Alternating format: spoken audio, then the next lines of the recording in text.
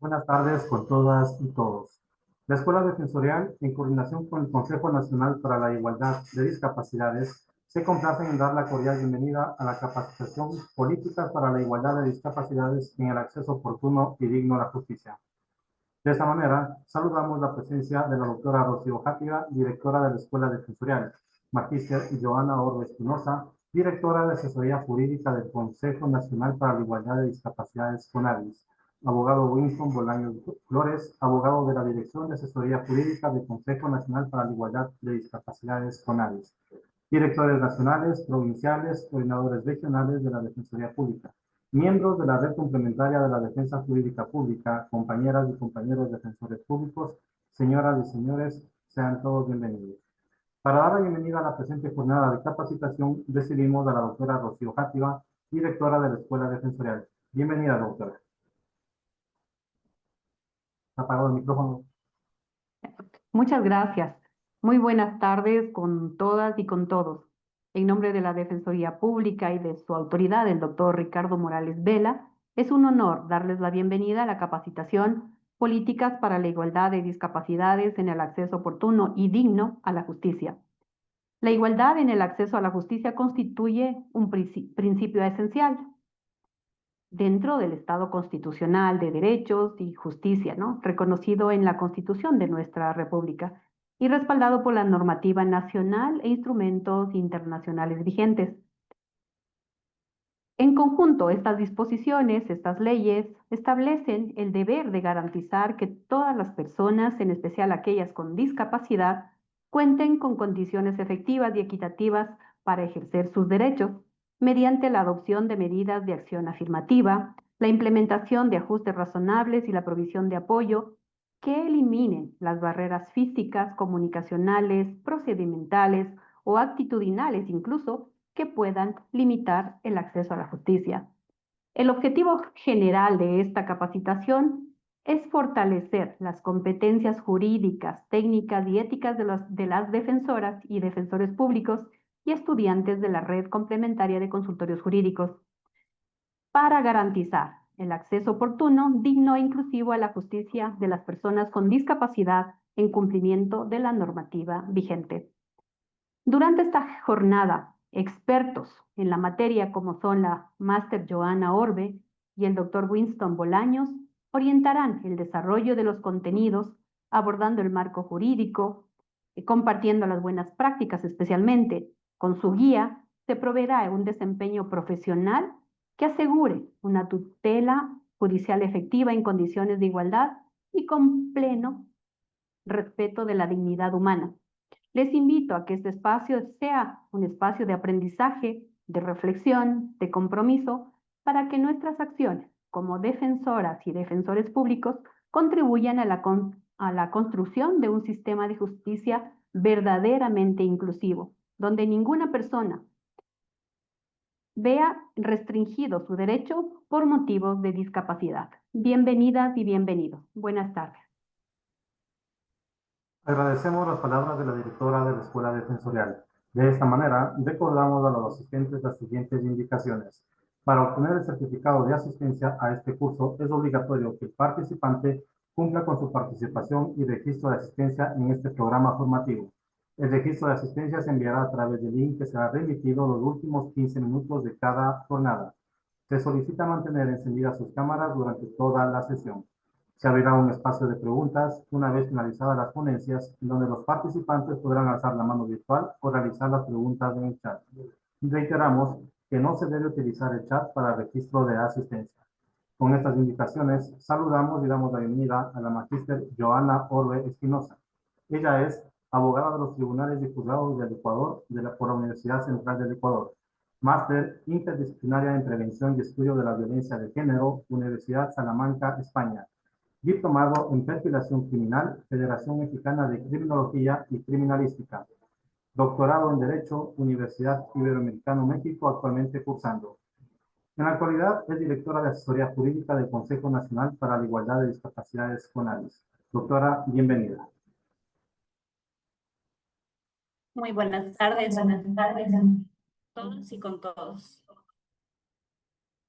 Denme un segundito que el audio se me va.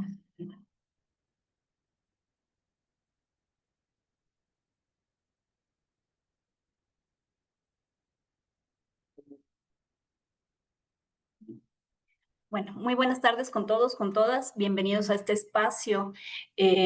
Queremos felicitar desde el Consejo Nacional para la Igualdad de Discapacidades esta iniciativa por parte de la Defensoría Pública para que todos los profesionales que tenemos la posibilidad de atender a los grupos de atención prioritaria lo hagamos desde no solo el grado de conocimiento jurídico, sino también desde el grado de la empatía y el conocimiento en derechos humanos.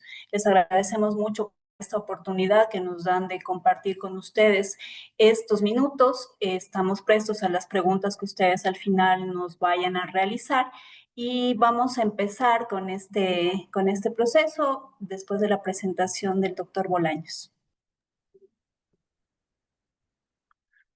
Buenas tardes con todos y con todas. Reciban un cordial saludo por parte del Magíster Edison Francisco Martínez Rivas, secretario técnico y representante legal del Consejo Nacional para la Igualdad de Discapacidades, y el mismo que rige su accionar en cumplimiento del artículo 156 de la Constitución de la República, la Ley Orgánica de las Personas con Discapacidad y la Ley Orgánica de los Consejos para la Igualdad, en las cuales se establecen las atribuciones de este Consejo para realizar la formulación, transversalización, observancia, seguimiento y evaluación de las políticas públicas en discapacidades. Me gustaría empezar agradeciendo la invitación realizada por la Escuela Defensorial de la Defensoría Pública. Este tipo de espacios son de suma importancia para conocer las políticas públicas que existen para el ejercicio y defensa de los derechos de las personas con discapacidad y sus familias. Antes de entrar de lleno en el tema de la presentación, que es Políticas para la Igualdad de Discapacidades en el Acceso Oportuno y Digno a la Justicia, me gustaría empezar explicando qué es una política pública, ya que como abogados en las universidades no se nos explica qué es o cómo se construye una política pública. En este momento voy a comenzar a compartir la presentación.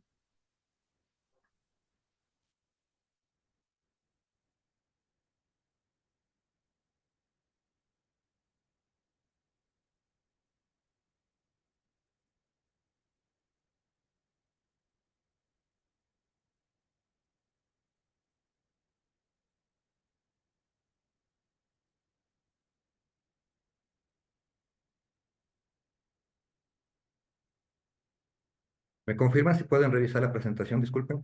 Perfecto, doctor, sí se puede visualizar.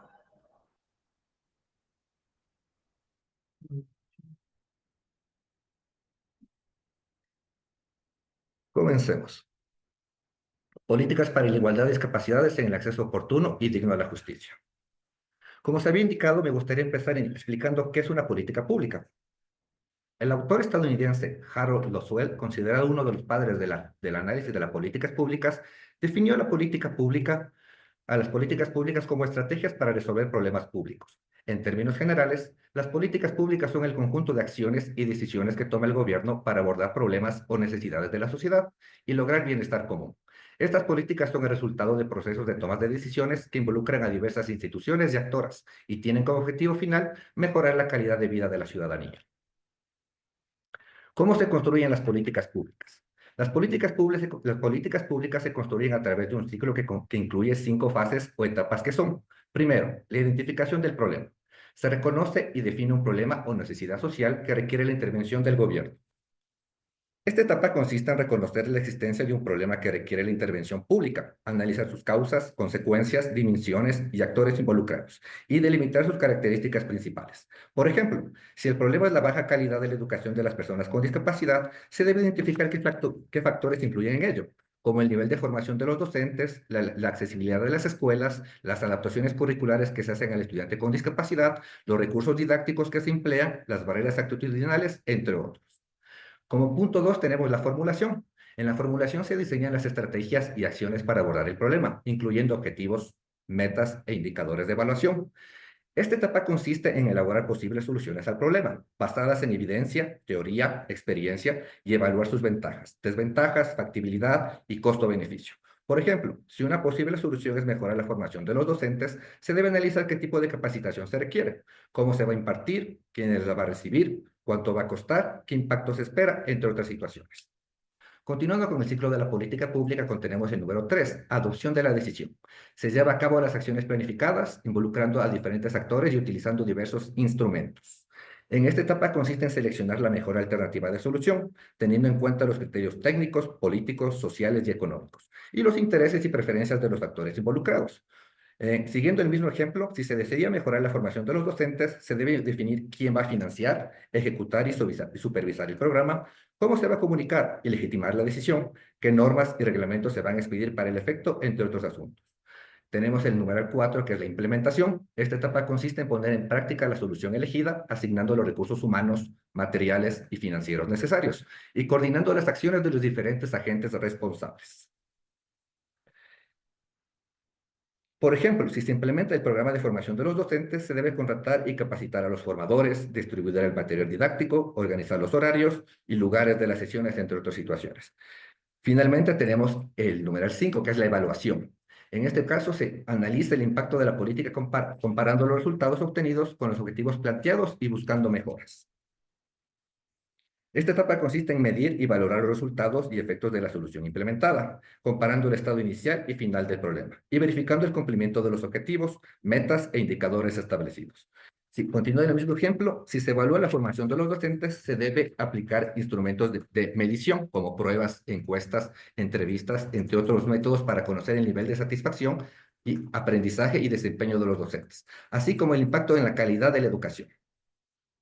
Cabe indicar que el ciclo de las políticas públicas no es lineal ni rígido, sino que puede presentar retroalimentaciones, saltos entre sus etapas, dependiendo de las características y circunstancias de cada caso. Además, el ciclo no termina con la evaluación, sino que puede generar nuevas demandas, problemas y soluciones que requieren iniciar un nuevo ciclo. ¿Por qué es importante una política pública?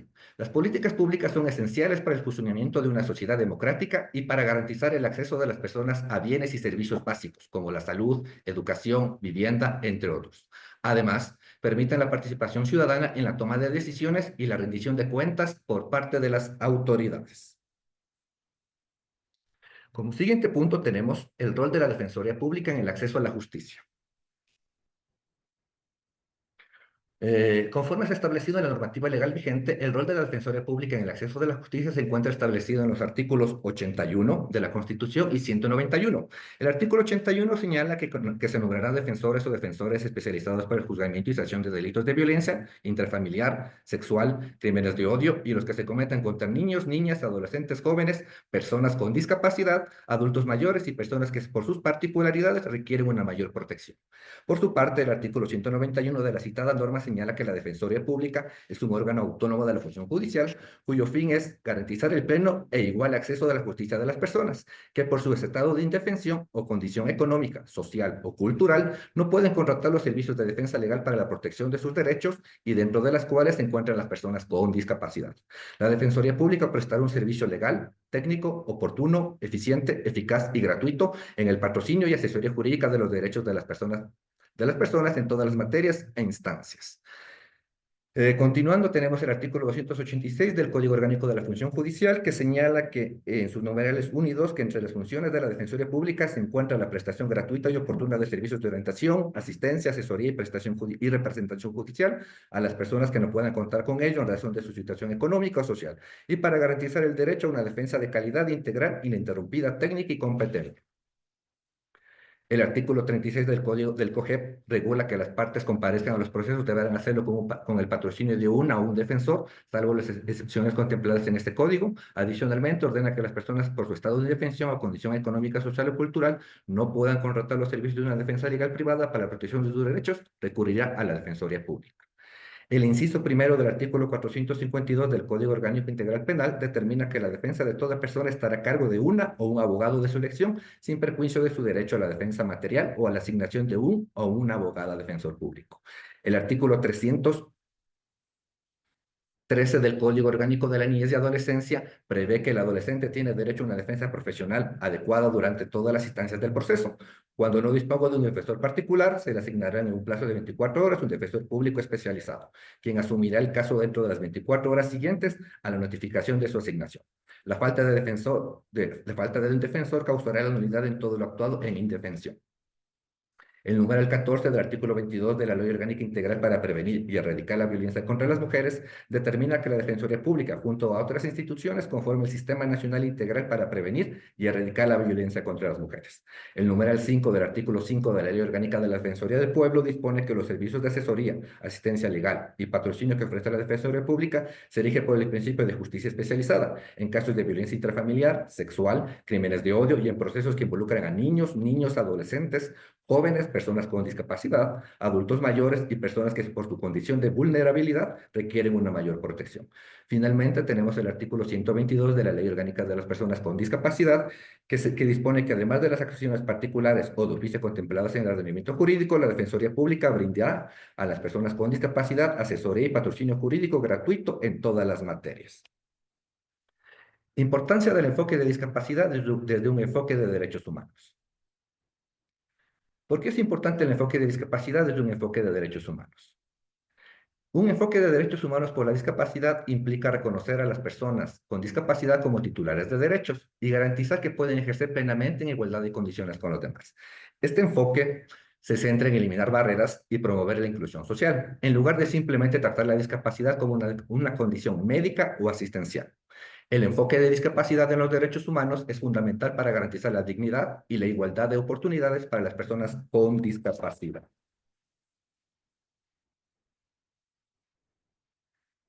Aspectos claves de la importancia del enfoque de discapacidad desde un enfoque de derechos humanos.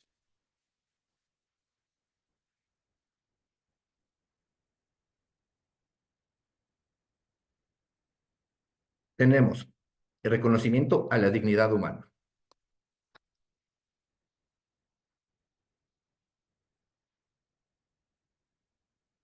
Las personas con discapacidad tienen los mismos derechos y dignidad que cualquier otra persona, sin importar sus diferencias. Igualdad y no discriminación. Se prohíbe la discriminación por motivos de discapacidad, asegurando la igualdad de oportunidades en todos los ámbitos. Accesibilidad. Se promueven entornos accesibles y medidas de acción afirmativa para facilitar la participación plena de las personas con discapacidad. Se garantiza el acceso a servicios de salud, educación y apoyos necesarios para una vida independiente. Autonomía y participación. Se promueve la autonomía y la participación activa de las personas con discapacidad en la sociedad para que puedan tomar sus propias decisiones y llevar vidas independientes. Protección contra la violencia y el abuso. Se establecen medidas para proteger a las personas con discapacidad contra la violencia y el abuso y la explotación. Responsabilidad del Estado. Los Estados parte tienen la obligación de adoptar medidas para proteger y promover los derechos de las personas con discapacidad, incluyendo la implementación de leyes y políticas inclusivas. El enfoque de discapacidad en los derechos humanos busca promover la inclusión y la igualdad, reconociendo las barreras que enfrentan las personas con discapacidad y trabajando para eliminarlas. Esto contribuye a una sociedad más justa y equitativa para todos. Marco normativo nacional e internacional. Si bien es cierto, nuestra legislación contempla la jerarquía constitucional, constitución, convenciones internacionales, leyes orgánicas, leyes ordinarias. Como todos ustedes conocen, recientemente se publicó la Ley Orgánica de las Personas con Discapacidad, la misma que fue publicada en el cuarto suplemento del Registro Oficial número 73 de 3 de julio de 2025, motivo por el cual comenzaré explicando esta nueva ley que entró en vigencia. En su artículo 4 se dispuso que además de los principios contemplados en la Constitución de la República, la Convención sobre los Derechos de las Personas con Discapacidad, los tratados e instrumentos de derechos humanos, las normas vigentes como principios rectores de esta ley son los siguientes. No discriminación. Ninguna persona con discapacidad o su familia ni persona en calidad de sustituta o cuidadora podrán ser discriminados a causa de su condición. 2. Aplicación favorable de la norma. En caso de dudas sobre el alcance de las disposiciones legales, estas se aplicarán en el sentido más favorable y progresivo para la protección de las personas con discapacidad. Esto es lo que se conoce como el principio pro hominem en la anterior Ley Orgánica de Discapacidades. Igualdad. Con independencia de su diversidad o funcional, con su diversidad social o funcional, las personas con discapacidad son iguales ante la ley, con igual derecho a la protección legal y a beneficiarse de la misma, para el cumplimiento de sus derechos humanos y libertades fundamentales. También incluye la equidad en condiciones, accesos y oportunidades durante toda la vida. No podrán reducirse o negarse el derecho de las personas amparadas en esta ley y cualquier acción contraria a la que así lo suponga será sancionable. Esto es lo que también la Corte desarrolló el principio el principio desarrollado por la Corte Constitucional de progresividad de los derechos de las personas con discapacidad. Autonomía y vida independiente. Las personas con discapacidad pueden ejercer el poder de decisión sobre su propia existencia y participar efectivamente en la vida de su comunidad, conforme al derecho al libre desarrollo de la personalidad, la vida particular y social, bajo los principios de igualdad de oportunidades y no discriminación. Responsabilidad social y colectiva. Toda persona debe respetar los derechos de las personas con discapacidad, su familia, persona en calidad de sustituto o cuidadora. De conocer actos de discriminación o violación de derechos de personas con discapacidad, está legitimada para exigir el cese inmediato de la situación violatoria, la reparación integral del derecho vulnerado o anulado y la sanción respectiva según el caso. Atención prioritaria. Tanto en los servicios públicos como privados se atenderá prioritariamente a las personas con discapacidad, se brindará atención especializada y espacios preferenciales que respondan a sus necesidades particulares o de grupo. Además, recibirán atención prioritaria en los planes y programas de la vida en común. Participación e inclusión.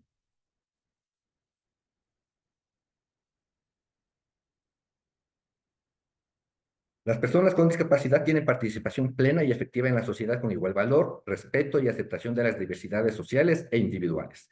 Tienen las mismas oportunidades y la posibilidad real y efectiva de acceder, participar, relacionarse y disfrutar de un bien, servicio o ambiente sin ninguna limitación o restricción por motivo de discapacidad, mediante acciones concretas que permitan mejorar su calidad de vida. Accesibilidad universal. Las personas con discapacidad tienen acceso con las mismas oportunidades y sin obstáculos. Al acceso físico, al transporte, la información y a las comunicaciones y otros servicios e instalaciones abiertos al público o de uso público, tanto en zonas urbanas como rurales. Se facilitará las condiciones necesarias para procurar el mayor grado de autonomía en sus vidas cotidianas. Protección de niñas, niños y adolescentes con discapacidad. Se respeta la evolución de las facultades de las niños, niños y adolescentes con discapacidad y su derecho a preservar su identidad. Comunicación inclusiva. Se garantiza todas las formas de conexión, trato y relación que las personas con discapacidad con el resto de las personas, incluyendo las lenguas, lenguajes, formas de texto, formatos accesibles, dispositivos, medios tecnológicos, digitales y otros similares que faciliten y promuevan el intercambio de información de forma accesible, completa e integral. Ejercicio progresivo. El ejercicio de los derechos y garantías de las personas con discapacidad se desarrollará de manera progresiva a través de las normas, la jurisprudencia, las políticas públicas formuladas por el Estado. Capacidad jurídica. Las personas con discapacidad pueden ejercer sus derechos y contraer obligaciones a título personal y propio, sin necesidad de representaciones o de terceras personas. De ser necesario, la persona con discapacidad podrá contar con sistemas de apoyo para la toma de decisiones.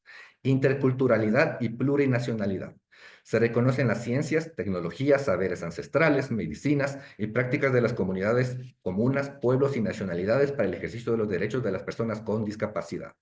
Situación de riesgo y de emergencias humanitarias. Se reconocen las ciencias, tecnologías. El Estado adoptará las medidas posibles para garantizar la seguridad y la protección de las personas con discapacidad en situaciones de riesgo, incluidas situaciones de conflicto armado, emergencias humanitarias y desastres naturales. El artículo 5 de la Ley Orgánica de las Personas con Discapacidad dispone que se encuentran amparados por esta ley las siguientes personas. Las personas con discapacidad, las mismas que se encuentran contempladas en el artículo 6 de la citada ley, que les considera como persona con discapacidad aquella que presenta alteraciones en estructura o funciones corporales, mentales, intelectuales, sensoriales o psicosociales y limitaciones para ejercer una o más actividades esenciales de la vida diaria en independencia y autonomía, para su participación social y el relacionamiento interpersonal, que al interactuar con las barreras del entorno reducen o impiden su participación plena y efectiva en igualdad de condiciones.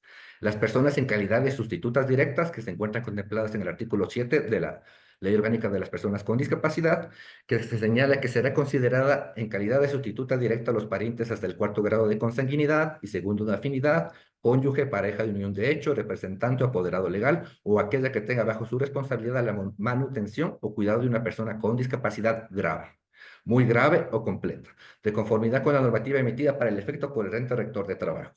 Este beneficio no podrá trasladarse a más de una persona con discapacidad. Los padres y madres representantes legales de niños, niñas o adolescentes con discapacidad, independientemente del tipo o porcentaje de discapacidad, serán considerados también como personas en calidad de sustituto directas. No podrán beneficiarse con la condición de sustituta directa quien adeude pensiones alimenticias a favor de la persona con discapacidad. El ente rector de trabajo realizará la verificación correspondiente en el Sistema Único de Pensiones. De igual forma señala el artículo 7 que no podrá certificarse como sustituto de una persona con discapacidad quien reciba una prestación económica por parte del Estado. En este punto es menester indicar que en el Ecuador se ofrece diversas prestaciones económicas para apoyar a diferentes grupos de la población. Estas prestaciones incluyen bonos, subsidios y pensiones dirigidas a familiares vulnerables, adultos mayores y personas con discapacidad dentro de los grupos prioritarios. Dentro de bonos y subsidios, para mencionar algunos, tenemos el bono de desarrollo humano, el bono variable, el bono de protección familiar por discapacidad, el bono de desnutrición cero. Dentro de las pensiones tenemos pensión por jubilación, la pensión por invalidez, la pensión por Montepío, para adultos mayores y la pensión para personas con discapacidad. Asimismo, el artículo 5 menciona a las personas en calidad de sustitutas por solidaridad humana, las mismas que se encuentran contempladas en el artículo 8, que señala: se considerará persona en calidad de sustituto por solidaridad humana a toda aquella que tenga bajo su encargo el cuidado de una persona con discapacidad grave, muy grave o completa, que no se encuentre dentro de los grados de consanguinidad o afinidad, ni cuente con referente familiar de conformidad con la normativa emitida para el efecto por el ente rector de inclusión económica y social.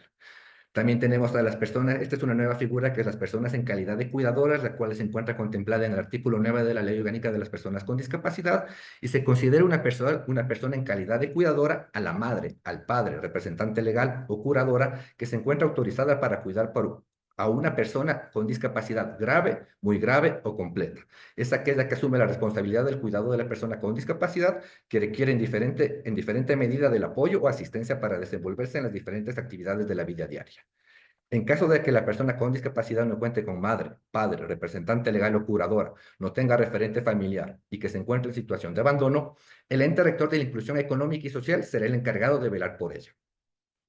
Por su parte, el artículo 11 dispone que el ente rector de trabajo implementará un programa de certificación para la persona en calidad de cuidadora con el fin de validar sus conocimientos, su experiencia y aprendizajes adquiridos para mejorar su reconocimiento social, favorecer su acceso a oportunidades laborales y facilitar su inclusión en programas de asistencia y protección social y laboral. Finalmente, tenemos a las personas jurídicas y privadas sin fines de lucro dedicadas a la atención y cuidado de personas con discapacidad, acreditados por la autoridad competente, las cuales se encuentran en el artículo 112 y 113, que señala, por ejemplo, el artículo 112 señala que el ente rector del Sistema Nacional de Salud será responsable de llevar el Registro Nacional de Personas con Discapacidad, que será depurado y actualizado para su consumo y formará parte del Sistema Nacional de Registros y Datos Públicos de conformar con la ley. De igual forma, señala el artículo 113 que señala que dispone que el ente rector de inclusión económica y social será el encargado de registrar y regular las organizaciones sociales de la sociedad civil creadas para la atención de personas con discapacidad y sus familias. Tendrá a su cargo el registro administrativo que agrupa las organizaciones de la sociedad civil públicas y privadas que cuenten con vida jurídica otorgada por otras instituciones del Estado, quienes deberán ajustarse a la normativa legal desarrollada para este fin. De igual forma, continuando con los derechos de las personas con discapacidad, en la nueva Ley Orgánica de las Personas con Discapacidad, en el artículo 12, se señala que el Estado, a través de sus organismos y entidades, reconoce y garantiza a las personas con discapacidad el pleno ejercicio de los derechos previstos en la Constitución de la República, los tratados e instrumentos internacionales de derechos humanos y esta ley. Se reconocen a las personas en calidad de sustitutos o cuidadoras los derechos previstos en esta ley en lo que sea posible. El artículo 13 dispone que el diseño y la ejecución de políticas públicas en el diseño y la ejecución de políticas públicas, el Estado, a través de los organismos competentes, adoptará las medidas de acción afirmativa que sean necesarias para garantizar el ejercicio pleno de los derechos de las personas con discapacidad. Cabe señalar y reiterar que conforme lo establecido en la Ley Orgánica de Discapacidades y en la Ley de Personas con Discapacidad, señala claramente en su artículo 112 que para el reconocimiento de la acción afirmativa la persona amparada acreditará su condición presentando el documento habilitante y el cual de conformidad es la cédula de identidad que acredita la condición de discapacidad de acuerdo con la calificación y el registro correspondiente. Asimismo, se indica que es el único documento requerido para todo trámite en los sectores público-privado. En tal virtud, el tema del carnet, llamado antes carnet CONADE y por un momento carnet de MSP, ya no tiene ninguna vigencia y en tal caso, para cualquier tipo de derechos, se tendrá que considerar la cédula de ciudadanía.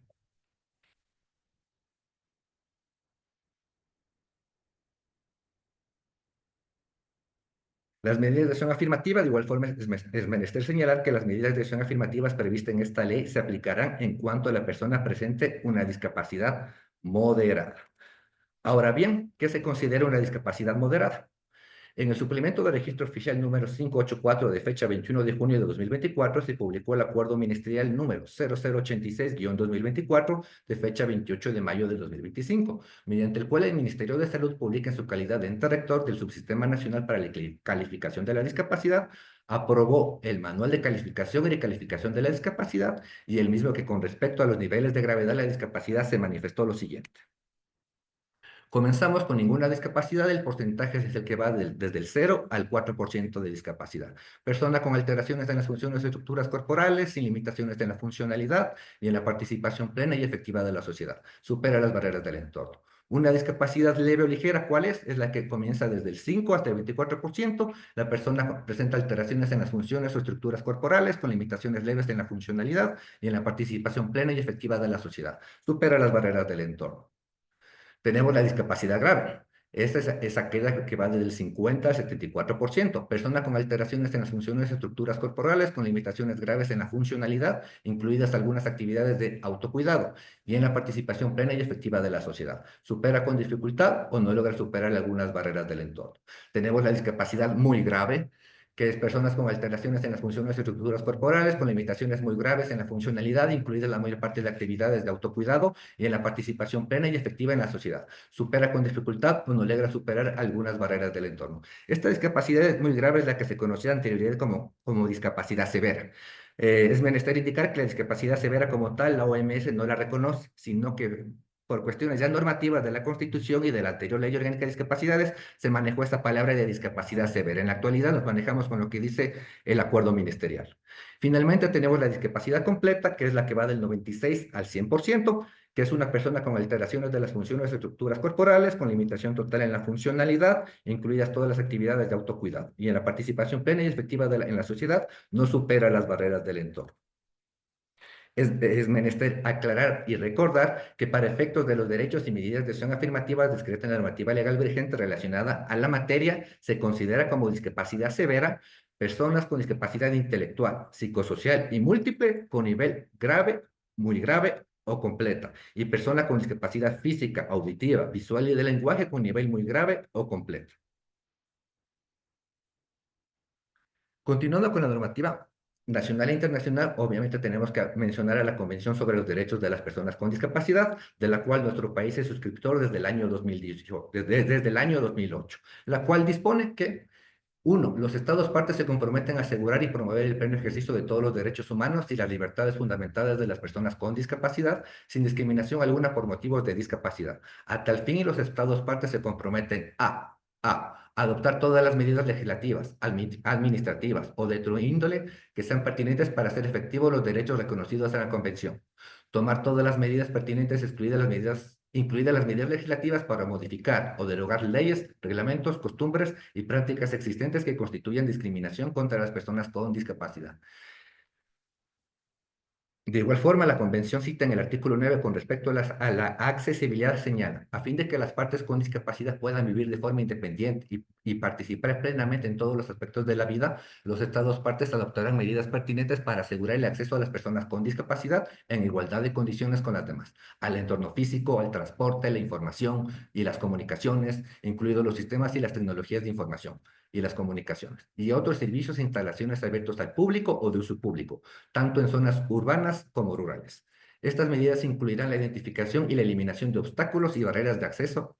Se aplicarán entre otras cosas a los edificios, las vías públicas, el transporte y otras instalaciones exteriores e interiores como escuelas, viviendas, instalaciones médicas y lugares de trabajo. Y los servicios de información, comunicaciones y de otro tipo, incluidos los servicios electrónicos y de emergencia.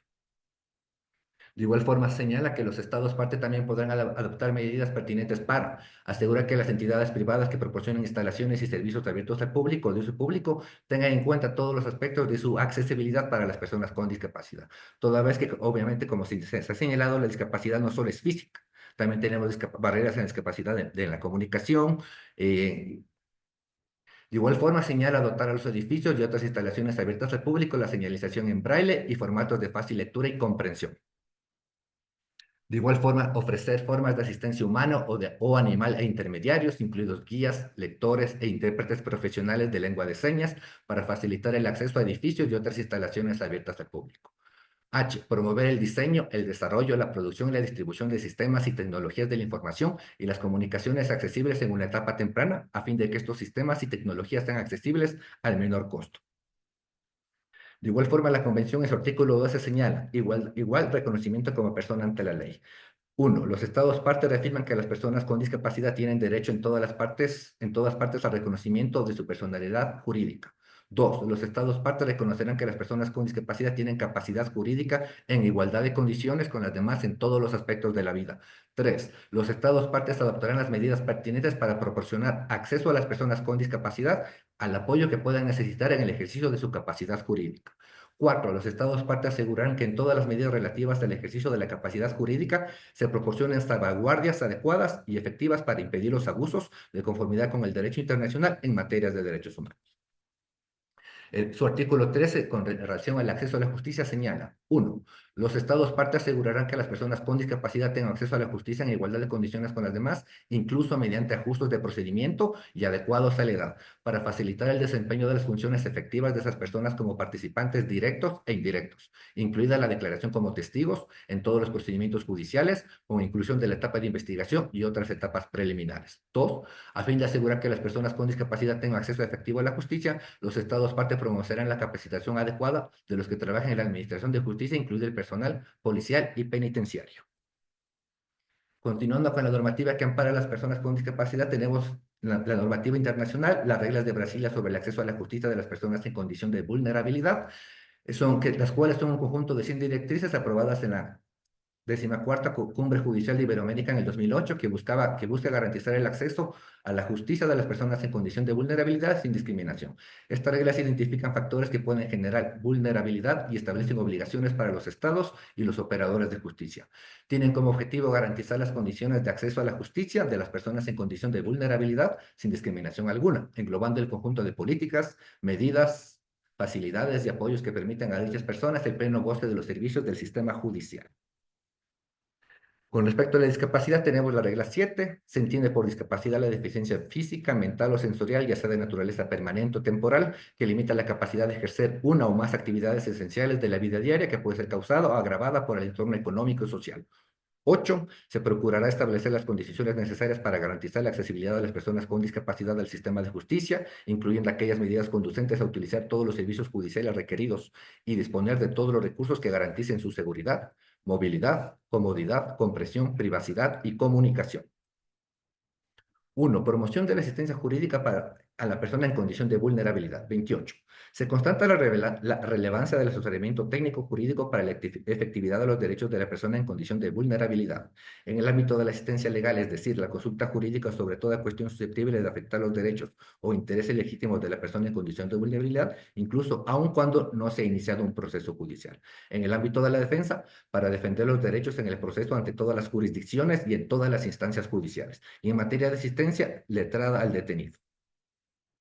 La regla 29 se destaca la conveniencia de promover la política pública destinada a garantizar la asistencia técnico-jurídica de la persona vulnerable para la defensa de sus derechos en todos los órdenes jurisdiccionales, ya sea a través de la ampliación de funciones de la Defensoría Pública, no solamente en el orden penal, sino también en otros órdenes jurisdiccionales, ya sea a través de la creación de mecanismos de asistencia letrada, consultorías jurídicas con la participación de las universidades, casas de justicia, intervención de colegios o barra de abogados. 2. Asistencia de calidad especializada y gratuita. La regla 30 señala que se resalta la necesidad de garantizar una asistencia técnico-jurídica de calidad y especializada. A tal fin, se promoverán instrumentos destinados al control de la calidad de la asistencia.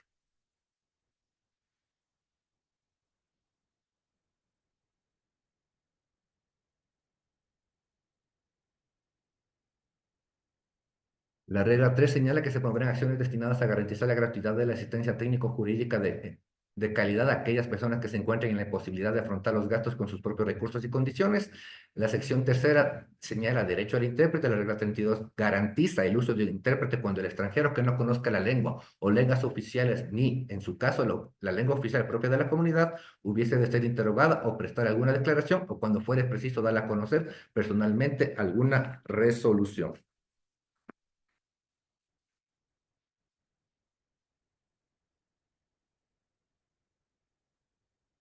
Con respecto a la accesibilidad de las personas con discapacidad, la regla 77 señala que se facilitará el acceso de la persona con discapacidad a la celebración del acto judicial en la que deban intervenir, y se promoverá en particular la reducción de barreras arquitectónicas, facilitando tanto el acceso como la estancia en los edificios judiciales. Retomando la normativa nacional, tenemos la Constitución en su artículo 11.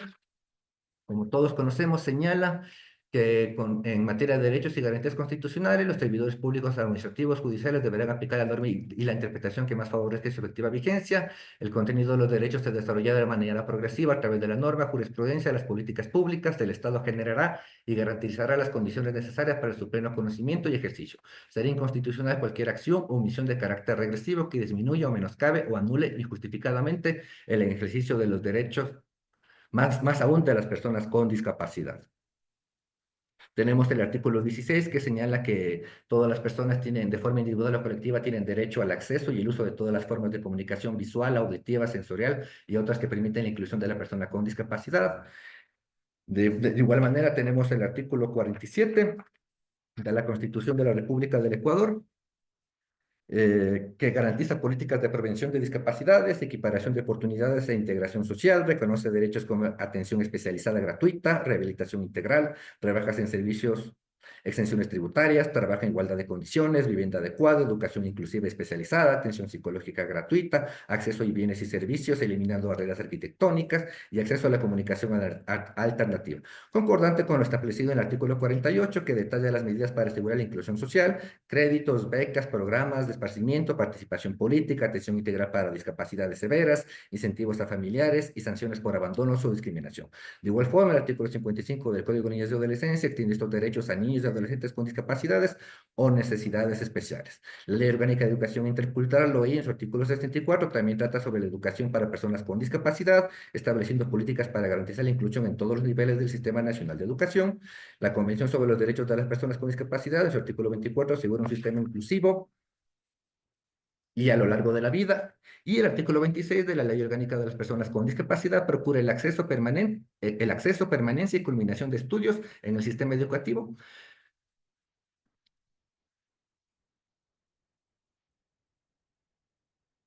Continuamos con el artículo 76, que nos señala que en todo proceso en el que se determinen derechos y obligaciones de cualquier orden, se asegurará el derecho al debido proceso, que incluirá las siguientes garantías básicas.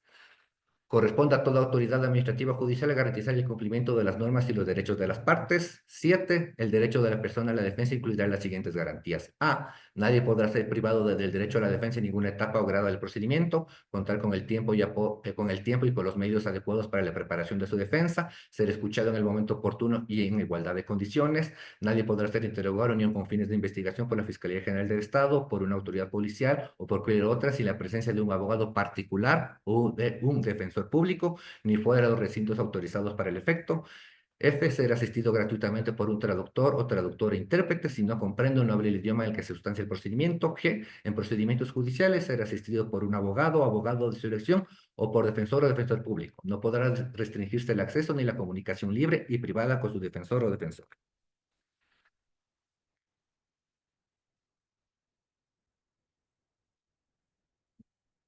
Barreras estructurales en el acceso a la justicia. Dentro de las barreras estructurales en el acceso a la justicia tenemos físicas, comunicacionales, actitudinales, tecnológicas, procedimentales. Según la Organización Mundial de la Salud, más de 1.000 millones de personas, es decir, aproximadamente el 15% de la población mundial, tiene alguna discapacidad, ya sea física, psicosocial, intelectual o sensorial, que incluye la visual y auditiva. De hecho, se considera que no es un fenómeno tan lejano o ajeno, pues en algún momento de nuestra vida, eventualmente todos podríamos tener algún tipo de discapacidad. Las personas con discapacidad enfrentan barreras estructurales significativas en el acceso a la justicia, incluyendo barreras físicas, de comunicación y administrativas, así como prejuicios y falta de recursos. Estas barreras dificultan su participación plena en el sistema judicial y limitan su acceso a la justicia en igualdad de condiciones con las personas sin discapacidad. Dentro de las barreras físicas, dentro de las barreras específicas tenemos las barreras físicas, por ejemplo, edificios judiciales inaccesibles, falta de rampas, ascensores, baños adaptadas, señalización inadecuada. Barreras de comunicación, dificultad para comprender el lenguaje legal, falta de intérpretes de lengua de señas o de sistemas de comunicación alternativa y la falta de materiales en formatos accesibles. Barreras administrativas, trámites complejos, falta de información clara y accesible y falta de apoyo para el acceso al sistema de justicia, al sistema judicial. Tenemos las barreras actitudinales, que son las más complejas, más que nada en el momento de tratar con una persona con discapacidad, que tenemos los prejuicios, la discriminación y la falta de conciencia sobre las necesidades de las personas con discapacidad por parte de funcionarios judiciales, abogados y otros actores del sistema. Aquí es lo que lamentablemente la persona con discapacidad vuelve a ser revictimizada por el propio sistema judicial. Barreras económicas, como todos conocemos, los costos asociados con adaptaciones, transporte y servicios de apoyo pueden ser inaccesibles para las personas con discapacidad. Y también finalmente tenemos las barreras normativas, por ejemplo, la falta de legislación específica o la interpretación restrictiva de las leyes existentes que no reconocen plenamente los derechos de las personas con discapacidad. Y bueno, ¿qué podemos hacer para superar estas barreras? Tenemos la implementación de políticas de accesibilidad, por ejemplo, incluir ajustes razonables en edificios judiciales como rampas, ascensores, baños adaptados, señalización táctil y visual y sistemas de comunicación accesibles. Es menester indicar que en el Ecuador la norma técnica ecuatoriana NTE-INE 2239 es la cual establece los requisitos de señalización para garantizar la accesibilidad al medio físico de personas con discapacidad en edificaciones y espacios públicos. Esta norma describe 5 tipos de señales según su función, que puede ser de información, asistencia, función, orientación, prevención, y 3 según su percepción, pueden ser visuales, táctiles, audibles.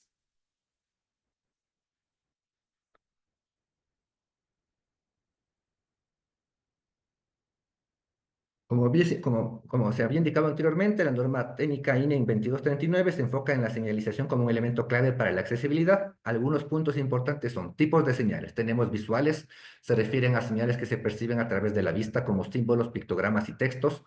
Táctiles son señales que pueden percibir a través del tacto, como el relieve en braille, relieves en paredes o suelos, lo que se llaman los pisos podotáctiles, que me imagino que han de haber visto en las paradas del trole. Audible, señalización que se percibe a través del oído, como mensajes hablados o sonidos que se guían a las personas. ¿Qué más podemos hacer para superar estas barreras? Podemos brindar formación a los funcionarios judiciales, capacitar a los jueces, abogados, personal administrativo y otros profesionales del sistema judicial sobre los derechos de las personas con discapacidad y cómo garantizar su acceso a la justicia. Desarrollar sistemas de apoyo, proporcionar intérpretes de lengua de señas, sistemas de comunicación alternativa, asistentes legales y otros para facilitar la comunicación y la participación. Información accesible, elaborar materiales informativos sobre el sistema judicial en formatos accesibles como braille, textos ampliados, formatos audiovisuales con subtítulos, lengua de señas y formatos de fácil lectura. Esto es más que nada para las personas con discapacidad intelectual y psicosocial, que las sentencias tengan este tema, que sean de fácil de lectura, es un buen material accesible. También tenemos la promoción de la participación, garantizar que las personas con discapacidad puedan participar en los procesos judiciales de manera efectiva, incluyendo la posibilidad de testificar, presentar pruebas y apelar decisiones. Modificación de la norma, revisar y modificar las leyes y regulaciones para eliminar barreras y garantizar la igualdad de acceso a la justicia para las personas con discapacidad. La eliminación de estas barreras es fundamental para garantizar que las personas con discapacidad pueden ejercer sus derechos y acceder a la justicia en igualdad de condiciones. Es necesario un enfoque integral que aborde tanto las barreras físicas como las actitudinales y normativas.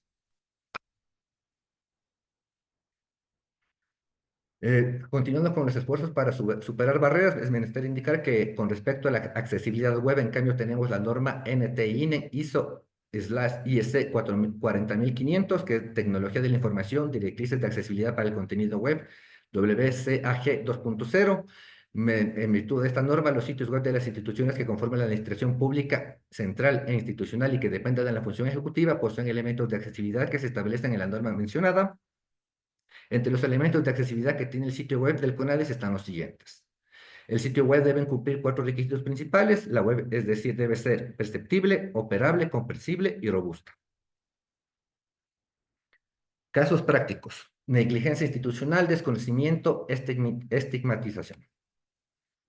Como caso práctico tenemos la sentencia dictada por la Corte Interamericana de Derechos Humanos de 26 de marzo de 2021 en el caso conocido por todos como Huachalachimbo versus otros y Ecuador. Este caso está relacionado con la desaparición de Luis Eduardo Huachalachimbo, una persona con discapacidad psicosocial que fue hospitalizado en un hospital psiquiátrico de Quito y que básicamente desapareció. Una vez realizado las investigaciones y todo el tema judicial, la Corte Interamericana de Derechos Humanos declaró que el Estado ecuatoriano violó los derechos de Luis Eduardo Huachalachimbo al reconocimiento de la personalidad jurídica, la vida, la integridad, la libertad personal, la dignidad y la privacidad y el acceso a la información y la salud. Esto toda vez que lamentablemente el señor Huachala fue internado en ese centro solo por autorización de su señora madre y a él nunca se le explicó en ningún momento del proceso cuáles eran los procedimientos que se le iban a realizar, ni mucho menos se contó con su autorización para internarse. Entonces, con respecto a este tema, en el numeral 115, la Corte señala que sobre este punto el Comité sobre los Derechos de las Personas con Discapacidad ha indicado que la negación de la capacidad jurídica de las personas con discapacidad y su privación de libertad en instituciones contra su voluntad, sin su consentimiento o con el consentimiento del sustituto en la adopción de decisiones es un problema habitual, lo cual constituye una violación al derecho de la personalidad jurídica, libertad personal y el derecho a la salud. De igual forma señaló, en este sentido, el reconocimiento de la personalidad jurídica de las personas con discapacidad implica no negar su capacidad jurídica y proporcionar acceso al apoyo de la persona el apoyo que la persona pueda necesitar para tomar decisiones con efectos jurídicos. Un modelo social de la discapacidad basado en derechos humanos implica pasar del paradigma de la sustitución en la adopción de las decisiones a uno basado en el apoyo para tomarlas. 117. La capacidad jurídica adquiere una importancia especial para las personas con discapacidad cuando tienen que tomar decisiones fundamentales en lo que respecta a su salud. En estos sentidos, someter a una persona con discapacidad a un tratamiento de salud sin su consentimiento informado puede consistir en una negación de su personalidad jurídica. De igual forma señala que el consentimiento informado del paciente es una condición sine qua non para la práctica médica, el cual se basa en el respeto a su autonomía y su libertad para tomar sus propias decisiones de acuerdo a su plan de existencia. En otras palabras, el consentimiento informado asegura que el efecto útil de la norma que reconoce la autonomía como elemento indisoluble de la dignidad de las personas. También se discriminó que el Estado ecuatoriano discriminó a Luis Eduardo debido a su discapacidad y no proporcionó el consentimiento informado necesario para su tratamiento médico. En el numeral 127, esta Corte advierte que la Ley de Derechos del Paciente establece el derecho de todo paciente de recibir información y decidir si aceptaba o declinaba el tratamiento médico. No obstante, la normativa del Hospital Julio Endara, vigente al momento de la intervención del señor Huachalachimbo, no reconocía este derecho, sino que utilizaba un modelo de sustitución de voluntad, exigiendo el consentimiento del familiar o representante del paciente, y no del propio paciente. En efecto, la normativa no incluía la obligación de obtener el consentimiento informado del paciente, sino que se establecía que este derecho a ser informado en términos razonables para su cabal comprensión en el momento que el médico tratante lo considere prudente. En este sentido, la propia normativa del hospital asumía un modelo de sustitución de voluntad, priorizando informar al familiar y no al paciente propiamente. Señalando además en el numeral 130 que en el presente caso, en el momento de intentar que el Guachamal no se contaba con su consentimiento, no constaba el expediente. Con respecto a este tema, al Estado ecuatoriano se le obligó a realizar un acto público de reconocimiento de responsabilidad internacional, publicar la sentencia de un diario oficial en la página web del Ministerio de Salud, proporcionar tratamiento psicológico a la hermana y hermano de Luis Eduardo, implementar un protocolo de actuación en casos de desapariciones de personas hospitalizadas en centros de salud públicas, capacitar al personal médico sobre los derechos de las personas con discapacidad y el consentimiento informado. Con respecto a este tema, el artículo 12 de la Ley Orgánica de Salud Mental con respecto al consentimiento informado dispone: toda persona tiene derecho a otorgar negar o revocar su consentimiento libre y voluntario en cada procedimiento o intervención relacionada con su salud mental y expresarlo verbalmente o por escrito, después de haber sido informado de manera clara, oportuna, suficiente y completa sobre su condición de salud.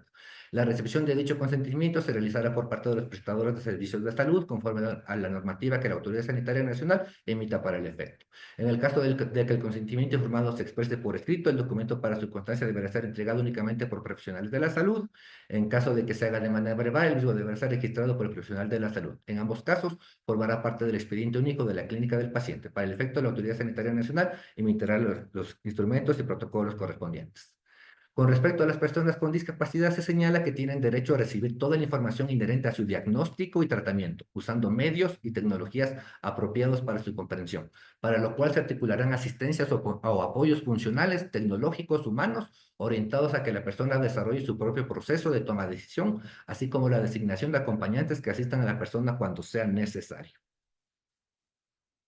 Ajustes razonables. ¿Qué son los ajustes razonables? Concepto y aplicación. Al ser una persona con discapacidad de un grupo de atención prioritaria, necesitan de medidas especiales que permitan ejercer sus derechos en igualdad de condiciones, lo que significa la aplicación del derecho de igualdad material.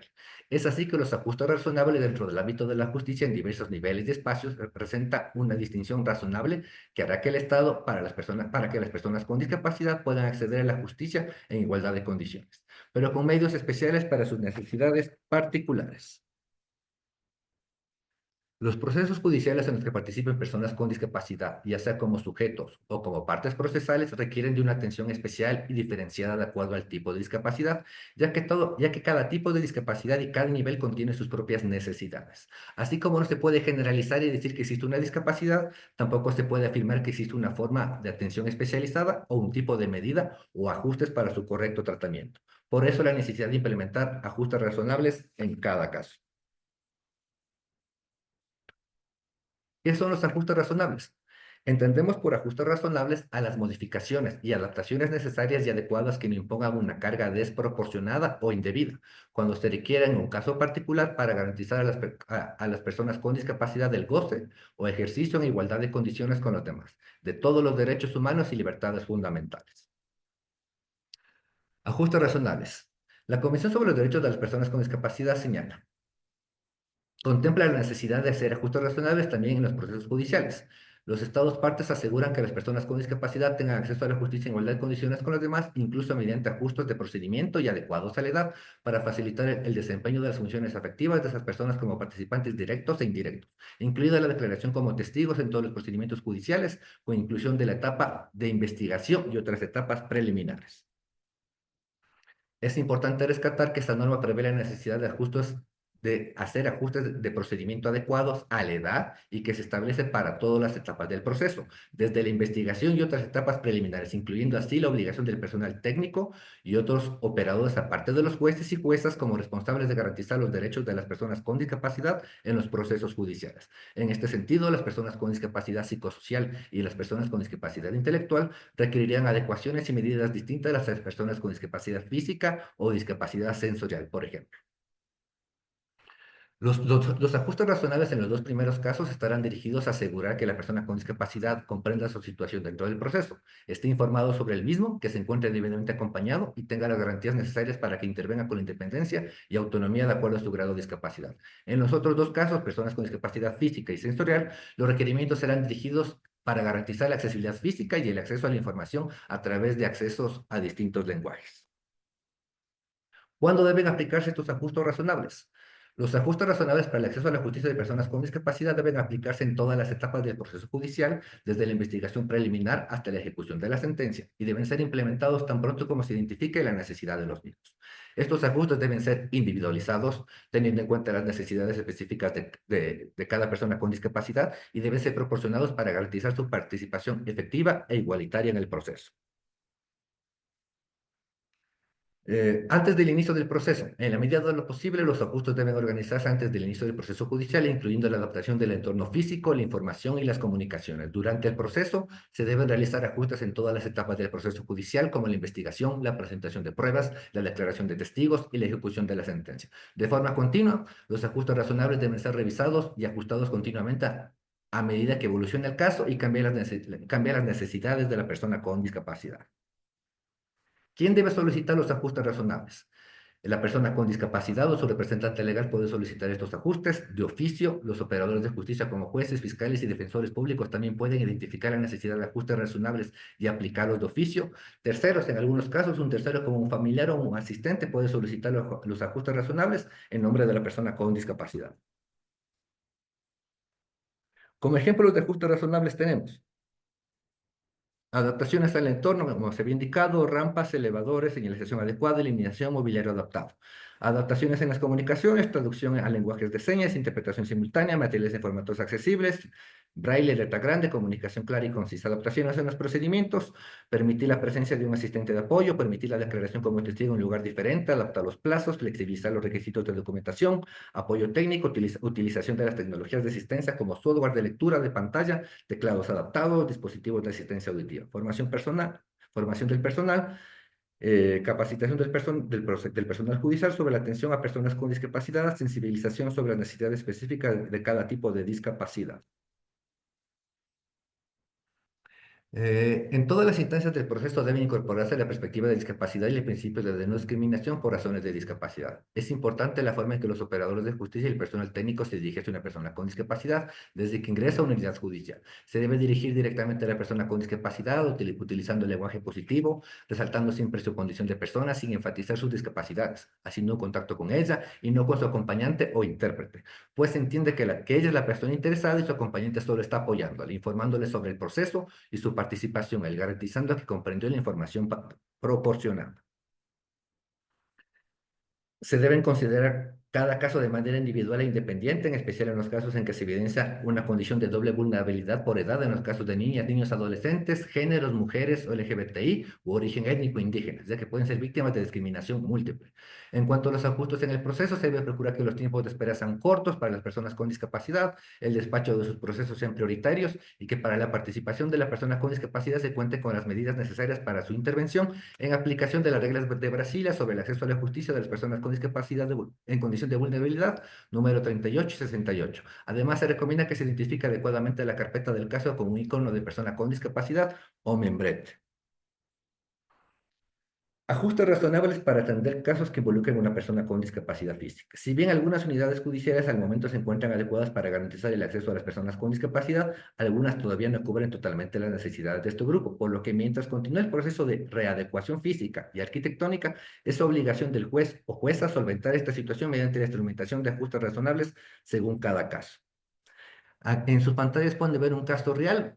Luis es un hombre de 40 años con discapacidad física, movilizado en una silla de ruedas, deben comparecer en una audiencia en un juzgado que se encuentra en el 7º piso de un edificio que no tiene adecuaciones necesarias, por lo que no puede acceder al mismo. Luego de un largo tiempo de espera, le comunican que la audiencia queda suspendida y que el juez fijará nueva fecha y hora para la misma. Situación que la mayoría de abogados nos ha tocado pasar. En este caso, la respuesta efectiva e inmediata habría sido que el juez traslade la audiencia a la planta baja, pero además existen otras medidas necesarias para garantizar los derechos de Luis, el contacto directo con él, la reducción de tiempos en tiempos de espera y sobre todo evitar la dilatación de la diligencia procesal, ya que como todos conocen, a una persona con discapacidad es bien complejo, más que nada discapacidad física. Movilizarse genera bastantes peligros y costos económicos que debería considerar el juez, más que nada, el momento de diferir una audiencia.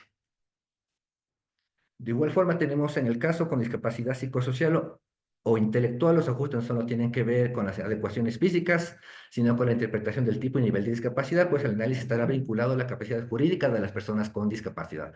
Con respecto, en cambio, con las personas con discapacidad intelectual y psicosocial, el principal problema es el tema de la capacidad jurídica. Este análisis debe basarse en los preceptos del modelo de derechos humanos y en este sentido debe procurar una comunicación directa con la persona con discapacidad, comprendiendo que los tiempos son distintos a los de una persona sin discapacidad. En los casos de una persona con discapacidad psicosocial, se debe comprender el tipo de discapacidad y si ésta tiene intervalos de lucidez y enfermedad para determinar el grado de voluntad en sus actos. En los correspondientes a personas con discapacidad intelectual se debe tomar en cuenta sus formatos para comunicarse. Aquí tenemos asimismo un caso real.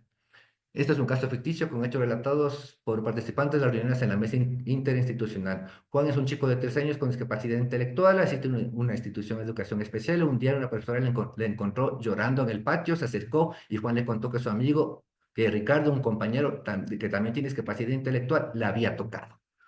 Como ustedes conocen, en el momento en que una persona con discapacidad intelectual señala que otra persona, si sea un menor, lo ha tocado, se desactivó todos estos protocolos que el Ministerio de Educación tiene. La profesora le preguntó dónde le había tocado, pero Juan estaba muy alterado y solo respondía, me tocó, me tocó. Ricardo, me tocó, no me gustó. Entonces se acercaron a denunciar el hecho de la DINAPEN a la policía, y el policía que atendió el caso convenció que Juan había sido víctima de abuso sexual, le recomendó que había de decir en la declaración. Se inició la investigación con la alteración de Juan cada vez. Con la alteración de Juan cada vez que se hablaba del hecho era muy difícil comprender lo sucedido, por lo que el juez solicitó que se practique un peritaje y que a través de un proceso psicológico se logre obtener una versión de lo ocurrido.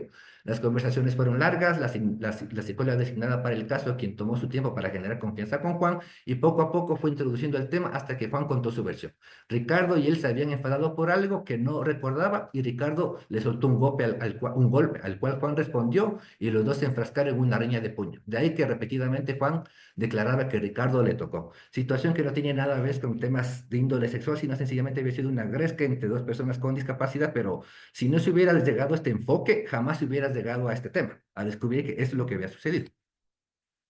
Ajustes razonables para entender a una persona, para atender a casos que involucran a personas con discapacidad psicosocial. En este caso, la actuación del juez al solicitar un peritaje fue aceptada y el proceso psicológico en el cual se abordó el caso también. Y la psicóloga no se tomó su tiempo para... Si la psicóloga no se tomaba su tiempo para entablar una relación de confianza, Juan no habría tenido la oportunidad de contar su versión y se habría lesionado los derechos de Ricardo. Fue determinante la actuación del juez y de la psicóloga, pues el peritaje fue fundamental para esclarecer los hechos. Ajustes razonables para entender los casos que involucran a personas con discapacidad sensorial. Dentro de la discapacidad sensorial se encuentra lo que es discapacidad auditiva y visual. Es importante que las personas que las y los operadores de justicia presten atención a los médicos a los medios que necesitan las personas con discapacidad para comunicarse. De ser posible, en los casos de personas con discapacidad auditiva, se sugiere utilizar espacios cerrados y pequeños para las audiencias y que las personas se sitúen al frente al momento de hablar para que tengan la opción de leer sus labios. La forma de comunicarse requiere también paciencia por parte de las personas y los operadores, que deben emplear un lenguaje sencillo y hablar de forma pausada. Asimismo, tenemos un caso con discapacidad sensorial. Rachel es una mujer de 53 años, ama de casa estadounidense que vive en la ciudad de Texas. Fue detenida en el aeropuerto de Quito cuando estaba de tránsito porque en el recubrimiento del maletín de mano se encontró una sustancia sujeta a fiscalización. Al detenerla, los policías cayeron en cuenta que no comprendía la situación y que no podía articular bien al habla. Rachel entonces sacó su computadora y pidió que utilicen el traductor de Google para comunicarse. Ella les explicó a través de este medio que tiene discapacidad auditiva en los dos oídos, que ella no sabía que la sustancia en su maletín, por lo que se le entregó un señor desconocido en un hotel y le pidió que se lo llevara a Brasil, donde alguien más lo retiraría. Con las evidencias recolectadas, el fiscal solicitó la apertura de la instrucción fiscal y se inició un proceso penal en su contra. Durante el proceso se permitió a Rachel el uso de su computador y se facilitó a un intérprete y se permitió que actuara directamente en el proceso.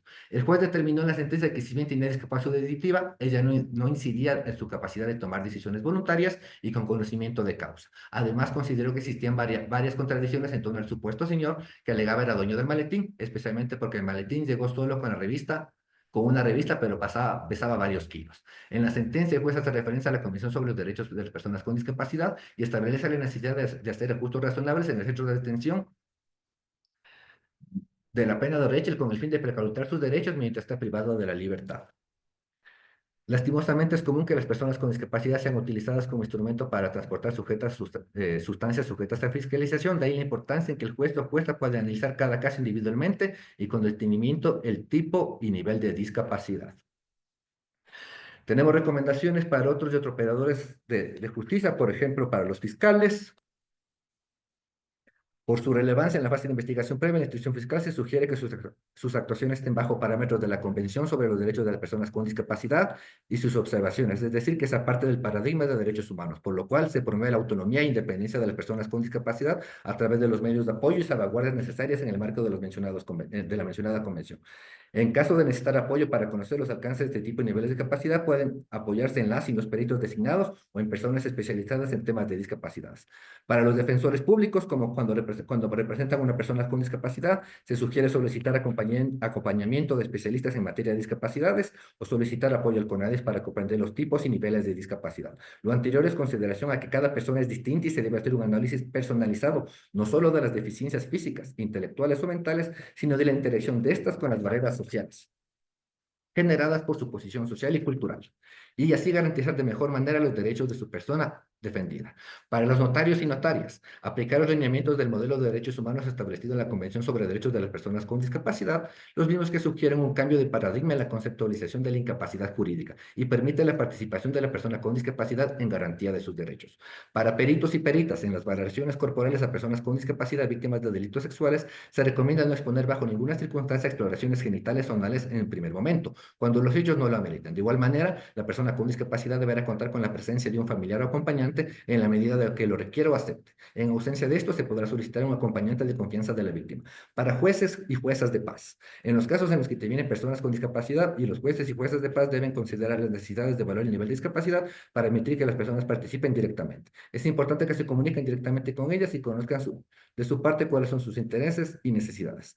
Para la Defensoría del Pueblo, en el ámbito del sistema de protección de derechos humanos, se sugiere que el personal de la Defensoría del Pueblo que atiende los casos en los que intervienen personas con discapacidad conozca el alcance de la Convención sobre los Derechos de las Personas con Discapacidad y sus observaciones, así como también la sentencia de la Corte Interamericana de Derechos Humanos en las que se refiere a una persona con discapacidad con el fin de asegurar el respeto de los derechos de las personas con discapacidad.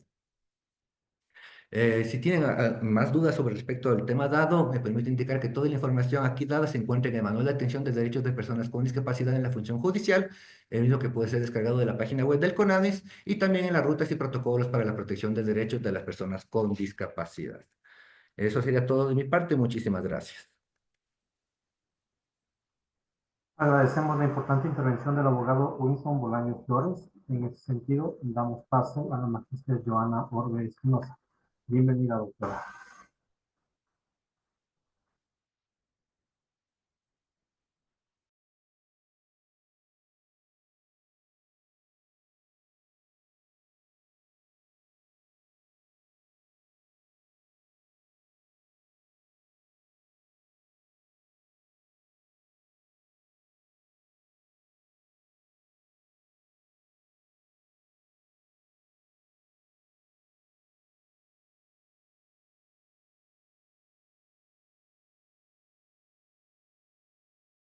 Bueno, bajé el volumen.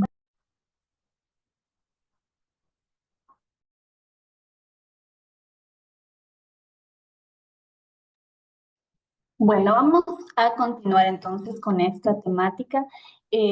Todo lo que el doctor Bolaños acaba de mencionar es justamente el amplio abanico normativo que tenemos para proteger a las personas con discapacidad. Hay que considerar algo importantísimo. No se trata solamente de afrontar o de enfocarnos en la temática legalista. Esto este tema debe tener un enfoque totalmente humano. Es importante que nosotros como instituciones públicas que brindamos atención a las personas de grupos de atención prioritaria y en este caso a las personas con discapacidad, podamos garantizarles el acceso adecuado a todos los beneficios y a todos los derechos que tienen.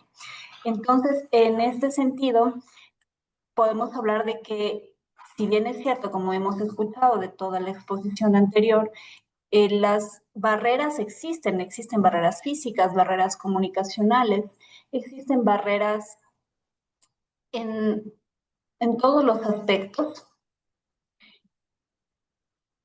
Lo importante es saber cómo nosotros, como personas que damos atención, profesionales que damos atención a este grupo de personas, vamos a tratar o vamos a enfocar la atención y el desarrollo adecuado de todas las prácticas diarias que tenemos.